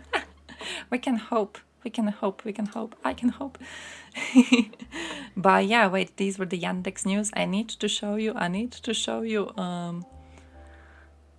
the rest of No Fuckers. Holy shit, I forgot about this video. It Chinese tech already far surpasses Russia? Oh, definitely. But doesn't the Chinese... How's Chinese currency versus Russia's currency? Because I've seen the graphs of Russia's currency value dropping if you compare it to Chinese currency. I don't know how. I don't know the numbers. I know it looks quite bad for Russia. So, you know...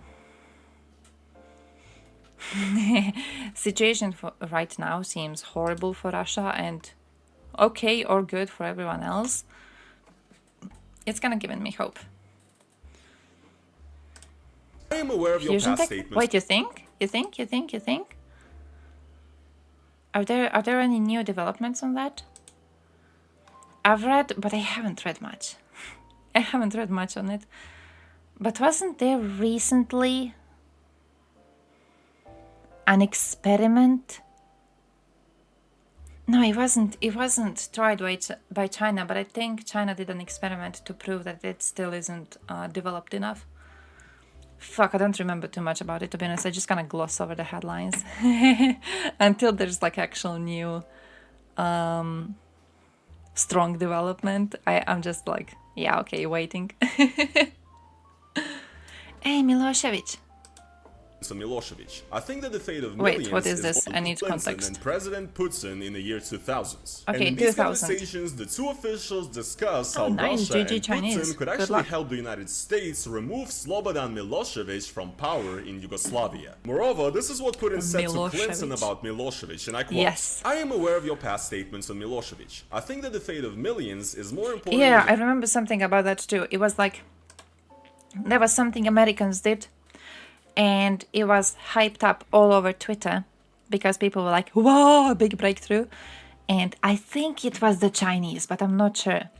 But they did research to basically prove that American research wasn't good enough.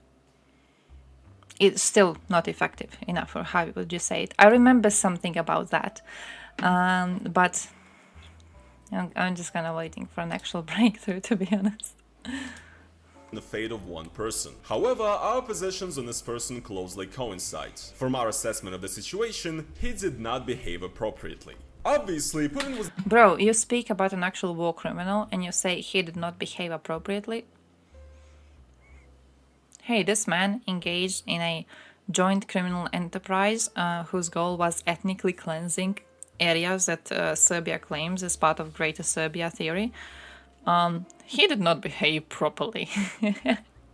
Like, fair. But also Milosevic. If we compare modern day Russia to Nazi Germany, there was a domestic German resistance abitur movement, and it's assumed that recruitment center fires are the work of Russian resistance. But just like the good Germans, they need to be liberated from the outside. Not a likely contingency while they have nukes. Yeah, it's like... Man, I don't know how I feel about the whole idea of liberating them from the outside, to be completely honest. I don't know how I feel about... It's like when people talk about Russia breaking apart, and then they talk about the possibility of West doing something to... Roman standing there like... you know how, like, republics of Russia are going to break away from Russia, and then how the West should be helping them to do this. I don't know how I'm feeling about that. I don't know how I feel about being included at all. Just, I don't know. On one hand, it's like, yeah, their resistance is way too weak, and they probably can't do it themselves. And on the other hand, it's like, do we want to get that involved? Because if something goes badly, like, look at Bosnia right now. The West got very, very involved in situation in Bosnia. Dayton Agreement was basically the only reasonable agreement they could create at the time, and even that one wasn't too good. But Dayton Agreement was the best possible solution we had at the time. But now, whenever there's conflict in Bosnia, they blame the West. It's very easily used by populists, Dodik being one of them, to claim that the situation in Bosnia is only as bad as it is because the West fucked it up. Despite the fact that the Western intervention in Yugoslavia was absolutely needed, absolutely required, and definitely helped save a lot of lives, they are now being blamed for everything. So I'm not sure how I feel about, you know, I'm not sure how I feel about the possibility of us entering in any sort of a way and helping anyone there, really. Who's this card Pixel? I have never heard of that stream, I think. Exterior sabotage from the west, which they won't ever do. I don't know how I feel about dismissing the opportunity overall, though, also. Like, Republic's breaking apart? Really?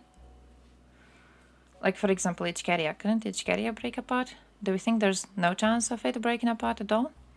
I kind of want to hope that, because they did have a attempt of a protest against Kadyrov. It wasn't really too strong, right?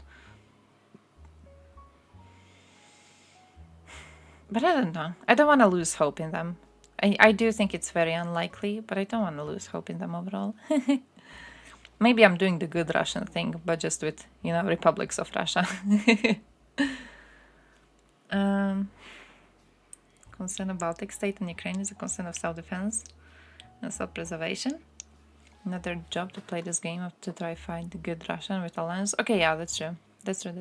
Yeah. It's like, yeah, there may be opposition. It's not our job to... It's not our job to waste time on trying to find them. If there is proper opposition, they will have to make themselves known. So yeah. Was not very fond of Milosevic himself, and actually was very open to help America handle Yugoslavia and remove Milosevic from also power. To help which Croatia. Is quite ironic, because modern Russian propaganda right now actually considers the events during which Milosevic was removed from power as a sort of a colored revolution perpetrated by the West. And it's even more ironic due to how a lot of people in ex-Yugoslavia today think of Putin as some sort of a, you know, legend who's always been on their side and has always defended them from NATO. Kosovo and Yugoslavia shook NATO on their laptop. Obviously, Putin was not very fond of Milosevic himself, and actually was very open to help America handle Yugoslavia and remove Milosevic from power. Which is quite ironic, because modern Russian propaganda right now actually considers the events during which Milosevic was removed from power as a sort of a colored revolution perpetrated by the West. And it's even more ironic due to how a lot... Wait. Milosevic was removed from power in Serbia. At the time, it was Serbia. Sort of a Canada right now actually considers the events during which Milosevic was removed from power as a sort of a colored revolution perpetrated by the West. I actually do see that. This was a horrible time to pause the man. Okay, this is better. I do see that. There's reasons why people believe in this. Now, the reason why I'm not supporting this theory is the fact that you have to make Serbia have something good, for the love of fucking God. If you look at the country and you go, it did shit and shit and shit and shit, and then it does one good thing, and then you claim this one good thing happened only and solely because of USA and not even because the country wanted it, it's an insult to Serbia, okay? But it is true that Otpor, which is the movement that kicked Milosevic out of power, it is true it had backing from the West, among this being USA backing. So I do want you to be aware of that. It is true USA had hands in it partially. I do not believe the USA influence was strong enough to completely overturn Serb society. We are talking about a man who crumbled Yugoslavia. We are talking about a man who came to power and was such a piece of shit in power that he crumbled Yugoslavia. Which, to Serbs, it was very similar to what USSR was to Russians. To Serbs, Yugoslavia was their way to have access to the lands that they see as theirs, right? So a man who crumbles Yugoslavia is a man who is a traitor to Serbia itself. They did have very popular, very strong uprisings, and they did kick him out of power. It was a popular revolution started, absolutely. I do see though. I do know about the funding, and the funding thing is very open, by the way. So if you look into Otpor, which is the movement that kicked Milosevic out of power, you can look into who they were founded by. You can see who was helping them exist. So you can look into the situation. I would recommend you to do that. Nationalistic songs, yeah, if you have some good ones, please do. We got some good songs. My favorite one is the Greek one. There's a Greek song about how Macedonia is actually Greek. We'll have to play it at one point of the stream if we manage to finish Roman on time. But there's really good Greek song about Macedonia in which they just claim it, and I love it. It's even more ironic due to how a lot of people in Also, there's really good songs from Canada. Sorry, I'm like half a beer in, so I'm trying. But there's really good songs from Canada, Quebec. There's Degeneration one. Degeneration is an amazing song, but there's also another one, which is on how it's about a Canadian person whose job is like truck driving or something along the USA, and about how he goes home at the end of his shift, and as he's going home to Canada, he looks into his rearview mirror and he looks back at USA and he sees Americans crying. So I like that one. Macedonian language is in the same branch as Old Slavic. Yeah, it's very similar to the proper language of Croatia. It's very similar. We one time when I was with a folklore group, I was in a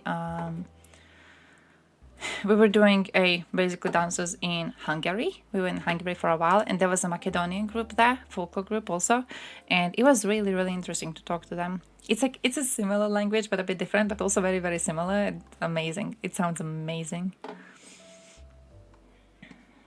Where's my video? Yugoslavia today think of Putin as some sort of a, legend who's always been on there. A lot of people in ex-Yugoslavia today think of Putin as some... When he says a lot of people in ex-Yugoslavia think of Putin as savior, he's talking about Serbs. He's talking about Serbs in Serbia, he's talking about Serbs in Montenegro, and he's talking about Serbs in Bosnia. But he's talking about Serbs. He's not talking about any other nation, basically, in former Yugoslavia. He's talking about Serbs. Like, it's not Croatians who say this, it's not Bosnians who say this, it's not Slovenians who say this, it's not Albanians who say this, bro, it's fucking Serbs, okay? It's just Serbs. Some sort of a, legend who's always been on their side and has always defended them from NATO. Kosovo and Yugoslavia shook NATO and Russia's relationship a little bit, but this was soon over. One factor that actually contributed to Russia coming closer together with NATO again were the 9/11 attacks. And right after 9/11, Russia actually immediately sided and supported the US, which was described as the heights of American-Russian relations since the end of the Cold War. Nice. Russia joined the anti-terrorist coalition, as well as actually providing the US crucial intelligence regarding Afghanistan. And as a result of all of this, the NATO-Russia Council was officially established at the historical NATO-Russia Summit in Rome, which took place on May 28, 2002. Now we're going to focus on this particular summit a little bit, because in this particular event, Putin gave a massive speech and also held a press conference together with the NATO chief George Robertson. And he said a lot of things which once again revealed to us what he was like back in the day. Наша сегодняшняя встреча с главами государств и правительств членов НАТО действительно открывает, по нашей оценке, совершенно новую страницу во взаимоотношениях между Россией и Североатлантическим блоком. При этом мы осознаем, что взгляды России и НАТО на определенные проблемы безопасности могут и не во всем совпадать. Но мы знаем и уверены, что то, что нас объединяет, гораздо весомее и гораздо серьезнее.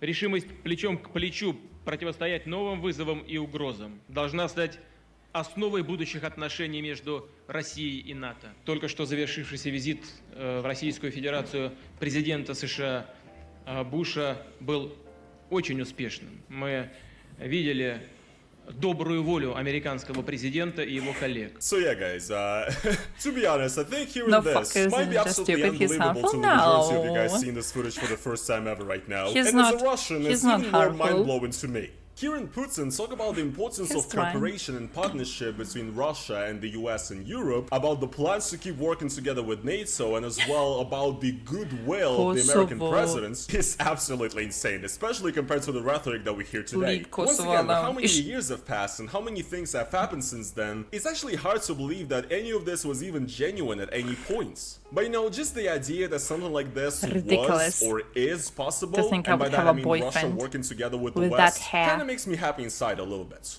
And here are some clips from Russian news actually covering this event back in 2002. Подписана декларация о создании двадцатки. По сути, Москва присоединилась к НАТО, но назвать это членством все-таки нельзя. Мы прошли очень долгий путь от противоборства к диалогу, от конфронтации к сотрудничеству.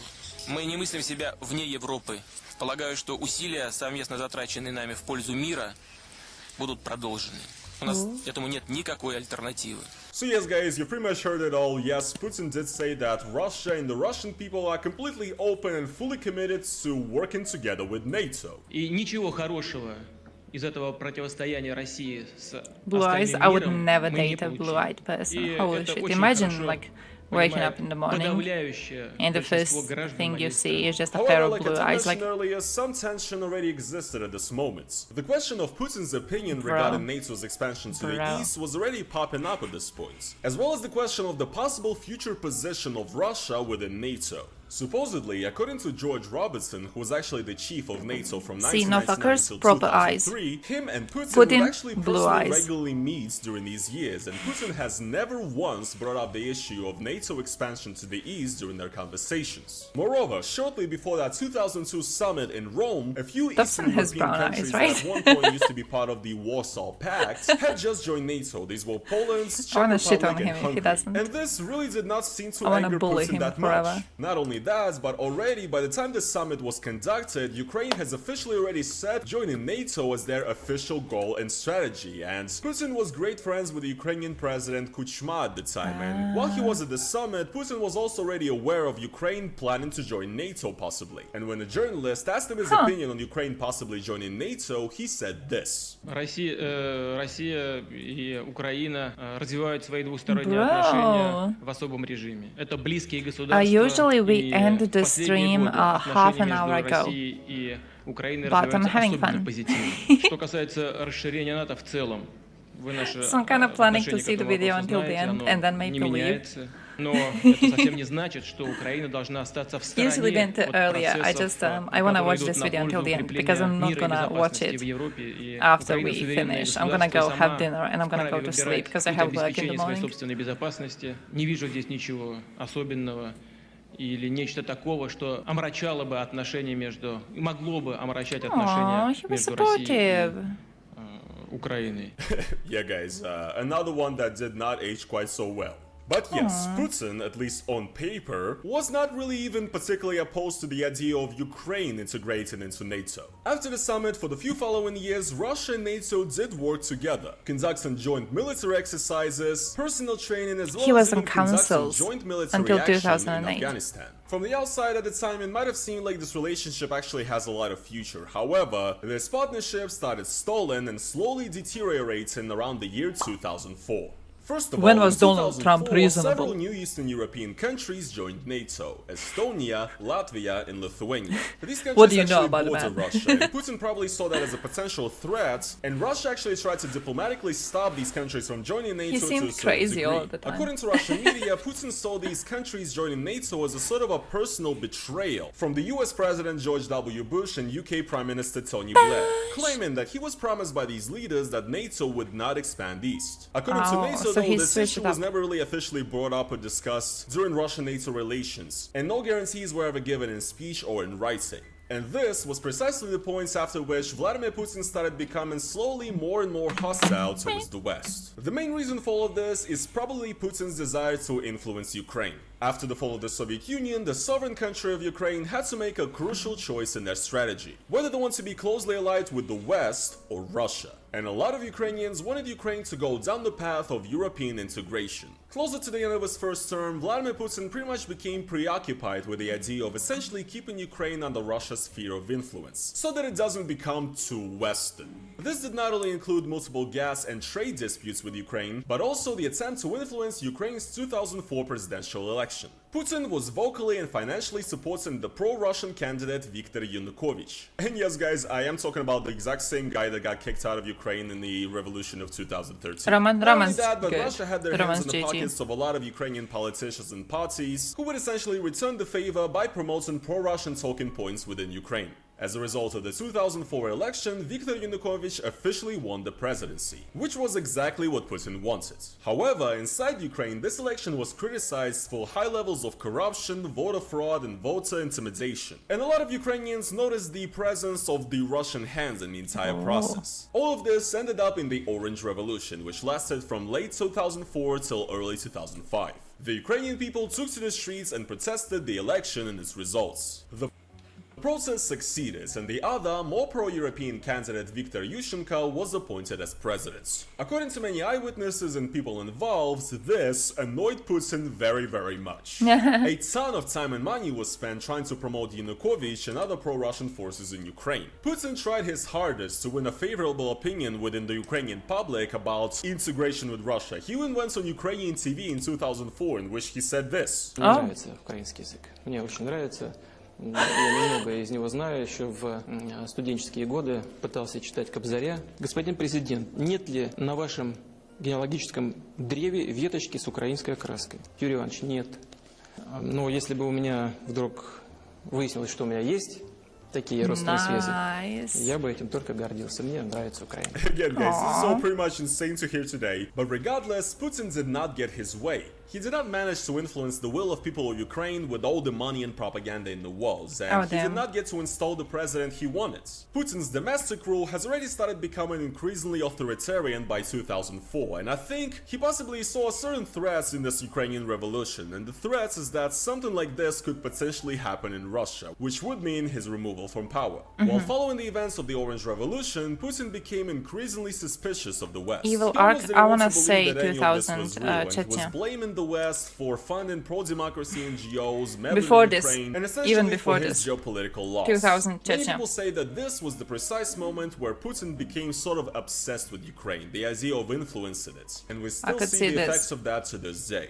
So at this point, Russia's relationship with NATO has already started dwindling. Another major year that changed the laws was 2008. The first shakeup was Russia refusing to recognize Kosovo, which was then followed by George W. Bush actually vowing support for Ukraine and Georgia to possibly join KGB NATO. based. The Russian government and the that. then President Medvedev But he was actually apparently stated useless that in this KGB. would Did be you see that? severely undermining peace and security in Like, Europe apparently and he also wasn't really ruining the too relationship between Russia and the West. good And ranking. then in August He of was just kinda 2008, there. the Russo-Georgian War erupted, and the relationship between Russia and NATO soured even further. At this point, Russia was becoming increasingly confrontational with the West and the pro-Western countries of former Soviet influence, such as Georgia. Now, actually going as far to use By the military way, action. I'm just gonna use this as a Medvedev has reminder. also, of course, gone on record saying that if not Because we do have some fresh people in chat, and you went.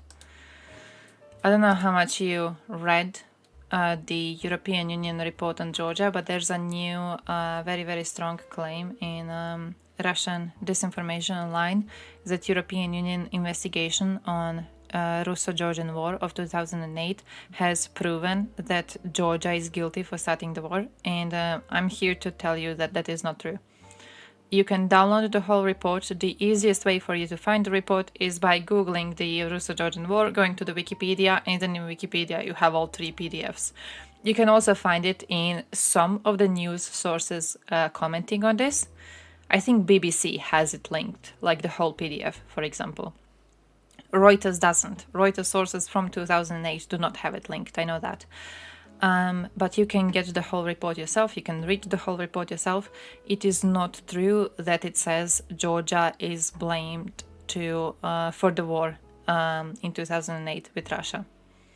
The strongest claim they make about the blame for the war starting comes in, I think it's point 36 or 38, somewhere there.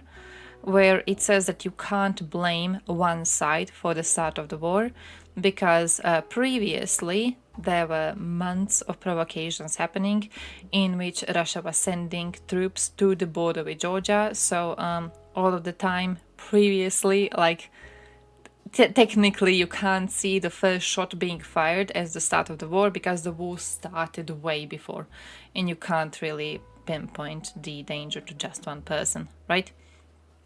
So yeah, be very, very careful on that. I just wanted to let you know about that. I think it's a really, really important conversation to have. And also talking about that European Union conversation about Georgia, I do think the report was shameful back then. The report is even more shameful now, because what it basically says is that Russia was training soldiers, was sending soldiers into Georgia, was putting troops on the border with Georgia, but Georgia had no valid reasons to think that Russia, with these troops at the border, is going to invade, which I do think was a silly claim to make back in 2008, but we were very ready back at the time to, you know, bend over for Russians and their cheap gas. So I think this went into making the report very, very strongly. But like right now, when you know that Russia used almost the same tactics with Ukraine as it used in Georgia, so training soldiers, sending soldiers over to the country, pretending that it's not your soldiers invading the country, but it's actually a separatist movement which has risen in the country itself. Yeah, little green men, basically, yeah. It's the exactly same thing they did. Ukraine didn't fire the first shot. And still Russia invaded when it felt like he was losing control. Still Russia invaded. The exactly same fucking situation happened. So right now, when you look at European Union investigation of 2008, you should see it as shameful, because it was shameful. But, you know, still it doesn't say Georgia was guilty at all. So that's a lie. Yeah, it worked on Georgia, so I guess they hoped it would work on Ukraine too. Not for this war, They were NATO like, would expand even let's further repeat to it. the east. Sounds very familiar, guys, doesn't it? Another thing that actually appeared to be stolen the relationship between Russia and NATO was Russia's entire Gustavo. approach to the relationship. Nah, I bro, already you're mentioned crazy. earlier, Yeah. it seems as if Putin almost had a different vision and a And Europe different was like, idea of what Russia could "There's be a war inside going on." NATO. According to the NATO chief George Cheap gas. Robertson, Nyam, nyam, during nyam. his first year of presidency, Vladimir Putin actually approached him with the idea of Russia joining NATO. Robertson replied saying that we don't invite people to join NATO, and just like any other member state, you should apply to become a member. To which Putin responded with, well, we're not standing in line with a lot of countries that don't matter. We could assume that even at the start of his career, Vladimir Putin considered Russia to be greater than the average NATO member. The countries that We don't want quote-unquote to don't go matter. with In his these speeches, he's always irrelevant drawn states. attention to the fact that he wants Russia to be a member of NATO with equal rights, with just as much influence as any other NATO member, and that he would like Russia's interests to be taken into account. He would also pinpoint the idea that Russia is the second nuclear superpower behind the United States and should be pretty much treated on the same level, and have the same amount of influence as America does within NATO. As far as I understand, thank you, Putin has Harunda, always sort thank of seen you. NATO member How's countries NATO as doing? colonies in a way, as countries who have no real decision-making I just power got my that just paycheck. follow the orders of America. I'm He planning perceived to Russia enter to a be bunch one of the giveaways great this powers weekend. of the I'm world, actually and free he wanted tomorrow. to join NATO not to just follow Not the from the rules, work, but because to I go to work in create the rules. morning, but I He don't did not stream. want to go through the bureaucracy I'm of free having from to the apply stream. to NATO, or having to So go I'll to be the able to bureaucracy go of and the look for some European new Parliament fundraisers. and I'm really, whatnot. really He hyped. expected Russia and himself to get special treatments. Here's a clip of his former close friend, businessman Sergei Pugachev, talking about this particular time. And this section is going to be voiced over by me, by the way, because apparently a lot of people don't know what fair use is. Putin himself wanted to be Western at the start, right? Yes. And he wanted to join NATO and the European Union. Yes, totally, and he was completely honest about it. Stupid West didn't understand it, yeah? No. Stupid Putin didn't understand how the West works. He thought that in the West, and I remember this was the time when Bush was visiting, and that entire story with radio location stations on Cuba, it was a gift to Bush, it was a bribe to Bush. And Bush did not understand it. And so Putin tells me, what is he, stupid? He didn't understand me? What the hell was that? Did I just give it to him for nothing?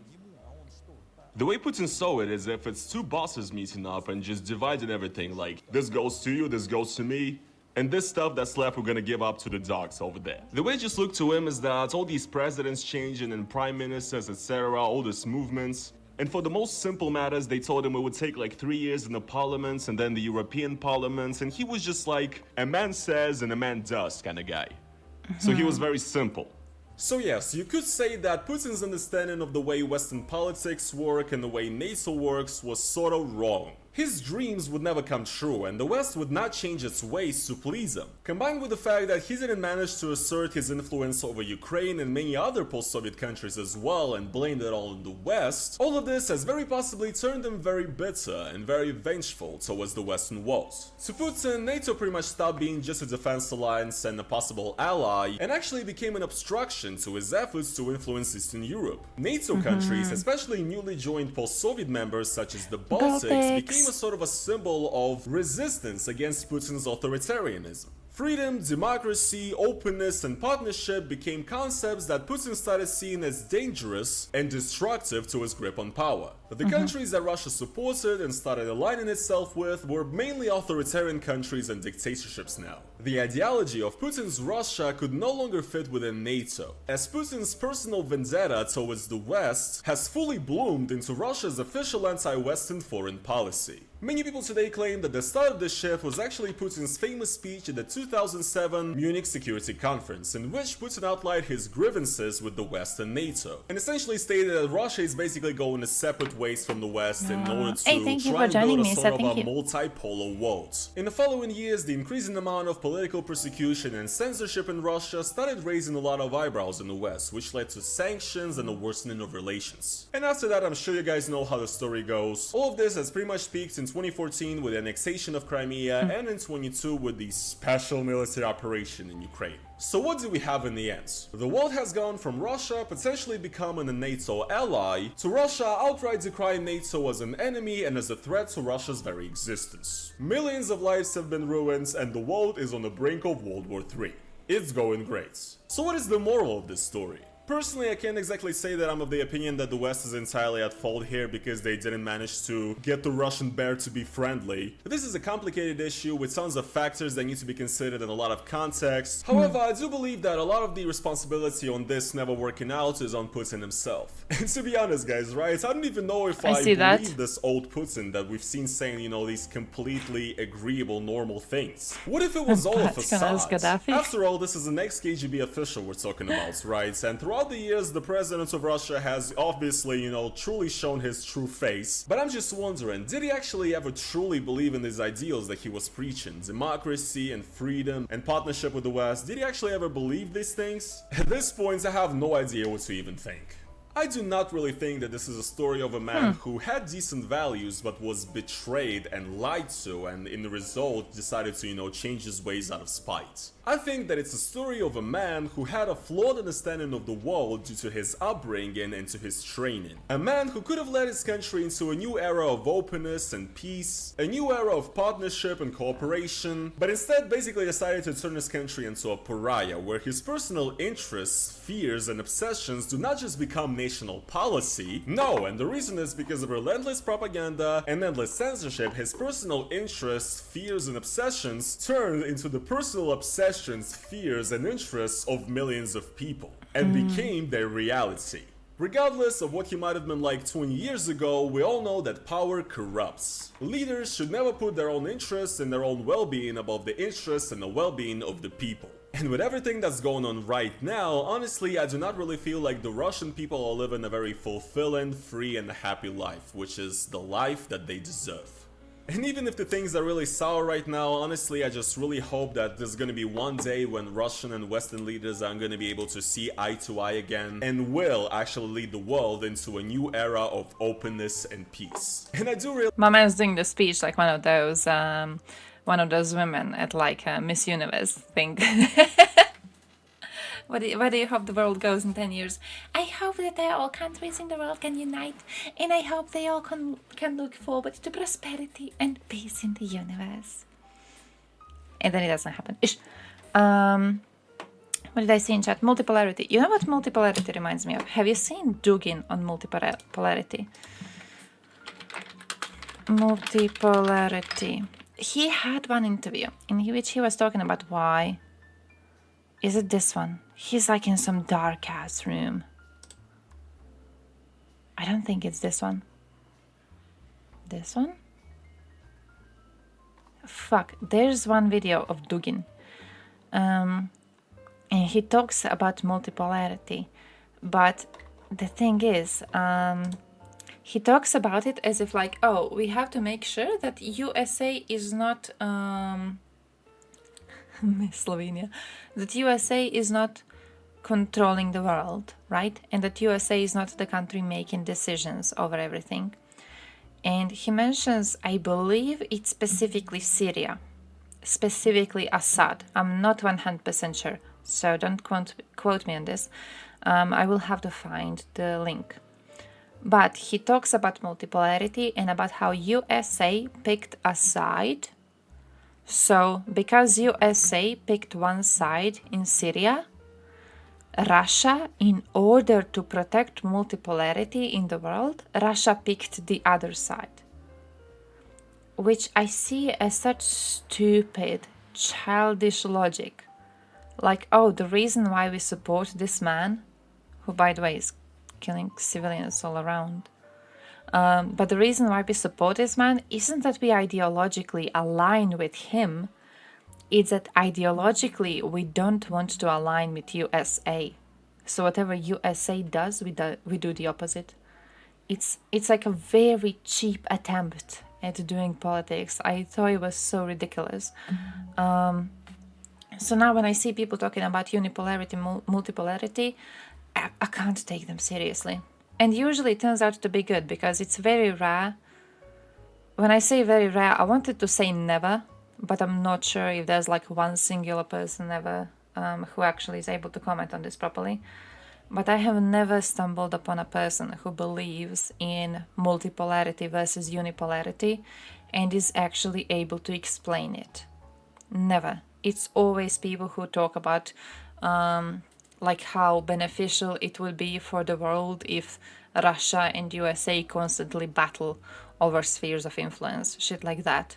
I have never heard someone make a proper claim as to why multipolarity, the way they imagine Russia protecting it, they never are able to explain why this is a good thing. On which second of banning his daughter, stop supporting invading Ukraine. Oh, I think it happened too quickly. I don't think she really had a chance to change her mind, you know. So yeah, but yeah, I remember. Have you seen the funeral of his daughter? Are there clips of that on YouTube? I've seen them on Twitter.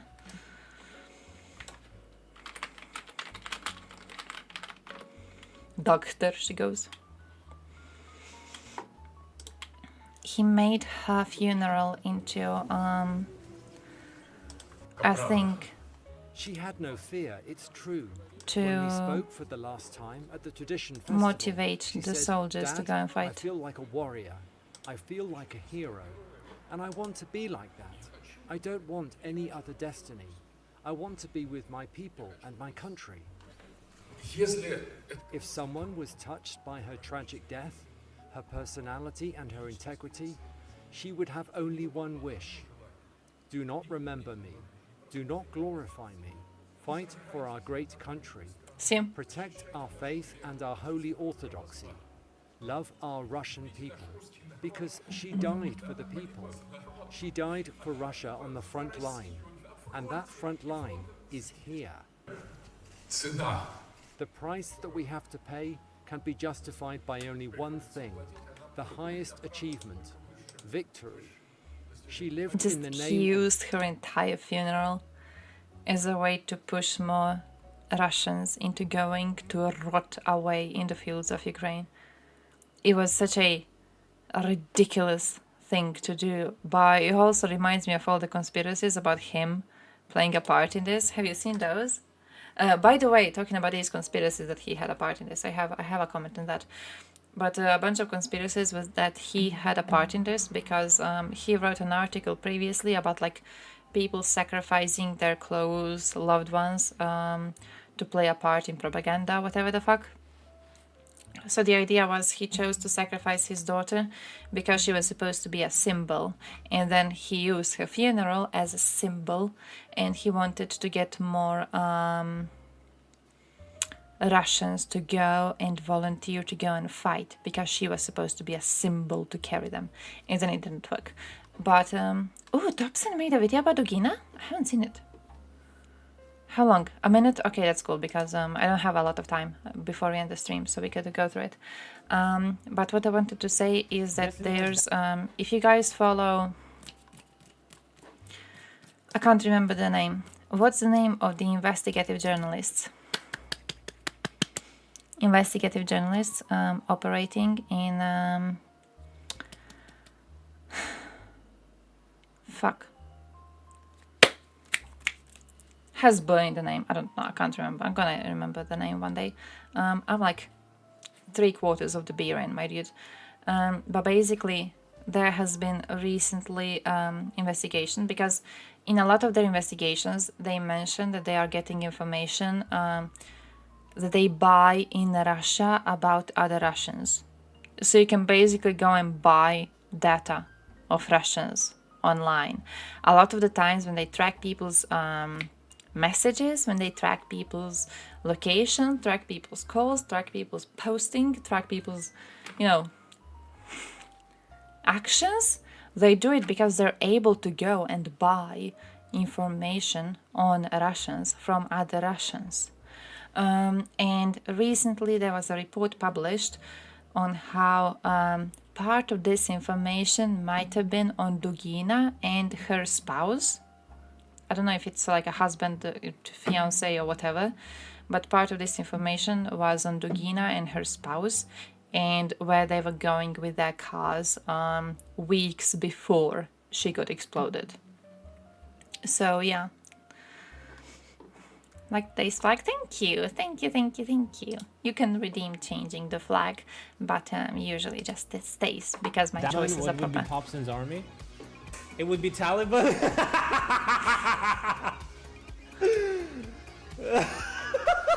No, wait. Let's go with another name. Bin Laden. Also love Dylan Ben's emotes. Thank you for supporting that man, he's amazing.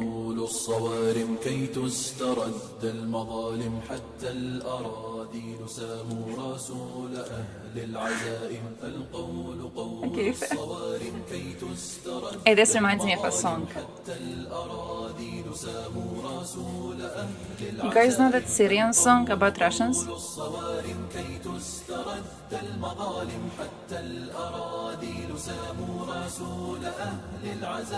ما دنسوا لحمانا لو طوقته الضراغم حثالة البغي صالت فأين عهد الحواسم ناسوا بأننا أبات نذود ذود القشاعم.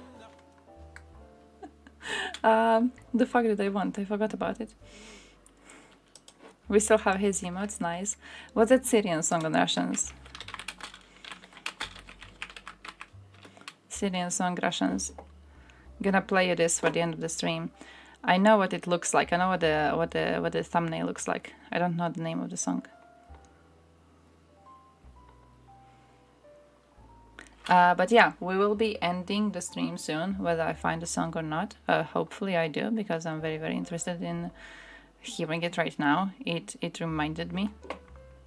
But we will be going to Dobson. I think he's streaming today, right? He streams on the weekends. He streams daily.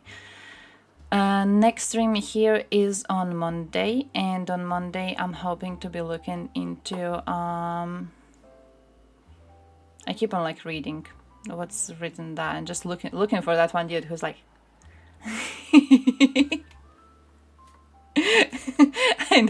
I know exactly who I'm looking for, and I don't know where he is. But yeah, next stream is on Monday, and on Monday I want to watch the video that I saved for today, and then we didn't watch it today because you people are evil. But it's the video on populism and what populism is, and I think it's really, really, you know, I think it's an important topic right now, and I think we go through it regularly on streams lately. Where's my Superior playlist? I'll just go to the Superior playlist and just find it there. show more superior playlist.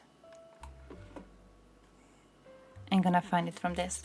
So yeah, we gotta watch that one. If you have any news you would like to be talking about, do let me know on Discord, or do let me know, you know. Oh shit, four unavailable videos are hidden. Some of the videos got deleted. Some of the videos that saved on Superior playlist got deleted. Why? Were they like, no, they weren't breaking the TOS? Do you think they were breaking the TOS? I mean, they could have been. Some of them were interesting. Some of them did have clips. Oh, here it is. Some of them did have clips of like warfare around. I guess that's why. Playlist of patriotic songs, so it's language. I have them language sorted, and then I have this one, which is just like mostly whenever they hate on Russians, I say. Because I like just being on the stream and being like, hey guys, remember this song when they call Russians pigs?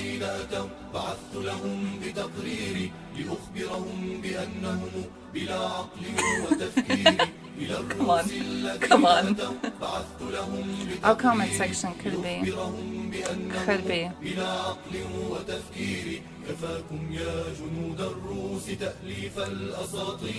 Also perfect type of a song to introduce you to the fact that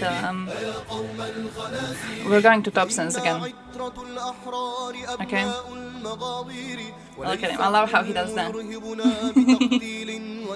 She's like, you know that dog in a meme?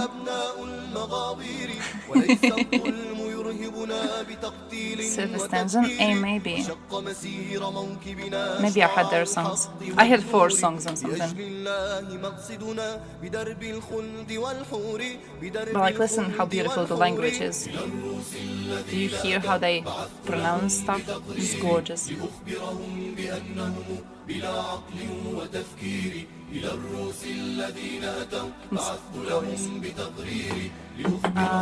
Where's Thompson, by the way? I'm gonna give you a link to Thompson.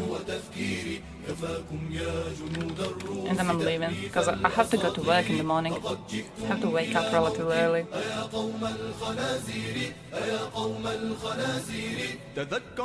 Okay, me and Bridge is done.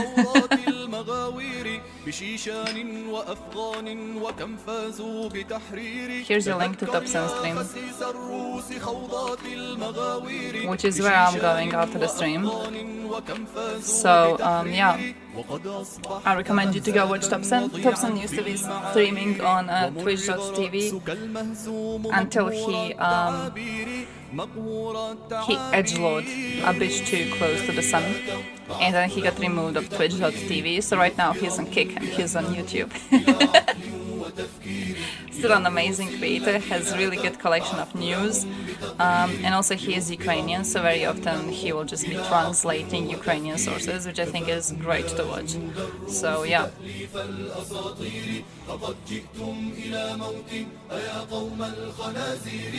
I love him.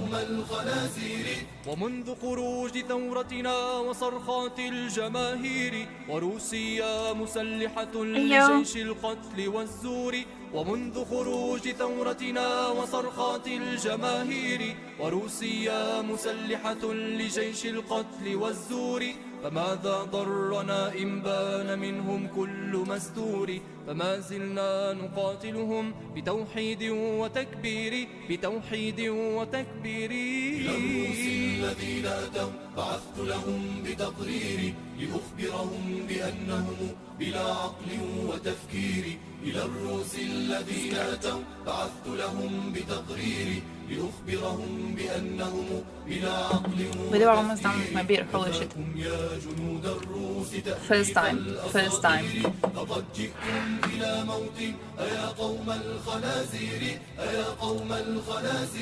Now I'm running. Okay, now I'm running, actually. Like Georgian songs. Which Georgian song did I find recently? Fuck, I found one of their songs. I think I didn't save it. I wanted to show it to you on stream. I have their version of some Ukrainian songs saved. That one was great. That one was amazing. It's a very unique language. I remember looking into their language, and basically Georgian is like removed from all local languages, it's different from all other ones. It's like very, very interesting. But yeah, I am actually... Now we're not listening to fucking Tito song, I have to leave. Seeing you all on Monday, same time as always, unless something changes with my work. If you got news, send them to me. You got some stuff you want to talk about, send them to me. Wait though, I have to send you, in case any of you are interested into buying some Chaz chips. Here's a Chaz chips link for you guys, okay? To buy gifts, okay, but you know how the websites work. Click on online store. Here's Chaz Chips link. Chaz Chips is relevant because one of the news we talked about today was the fact that in Greece right now there's a big conversation about the fact that their kids are buying Chaz Chips in stores, and Greek people feel quite angry about it because Chaz Chips has chips with the taste of pussy and also with the taste of a dick. So it's Lithuanian, born and created, local European, okay? You want to be helping a local European business and also you want to be eating some genitalia, go and buy some Chaz chips, okay? I hear it's Topsen's favorite. And again, to remind you, here's a link to Topsen. Here's a link to Topsen, and I am running. I have to go to sleep. I had to be leaving an hour ago. See you Monday, guys. Stay strong.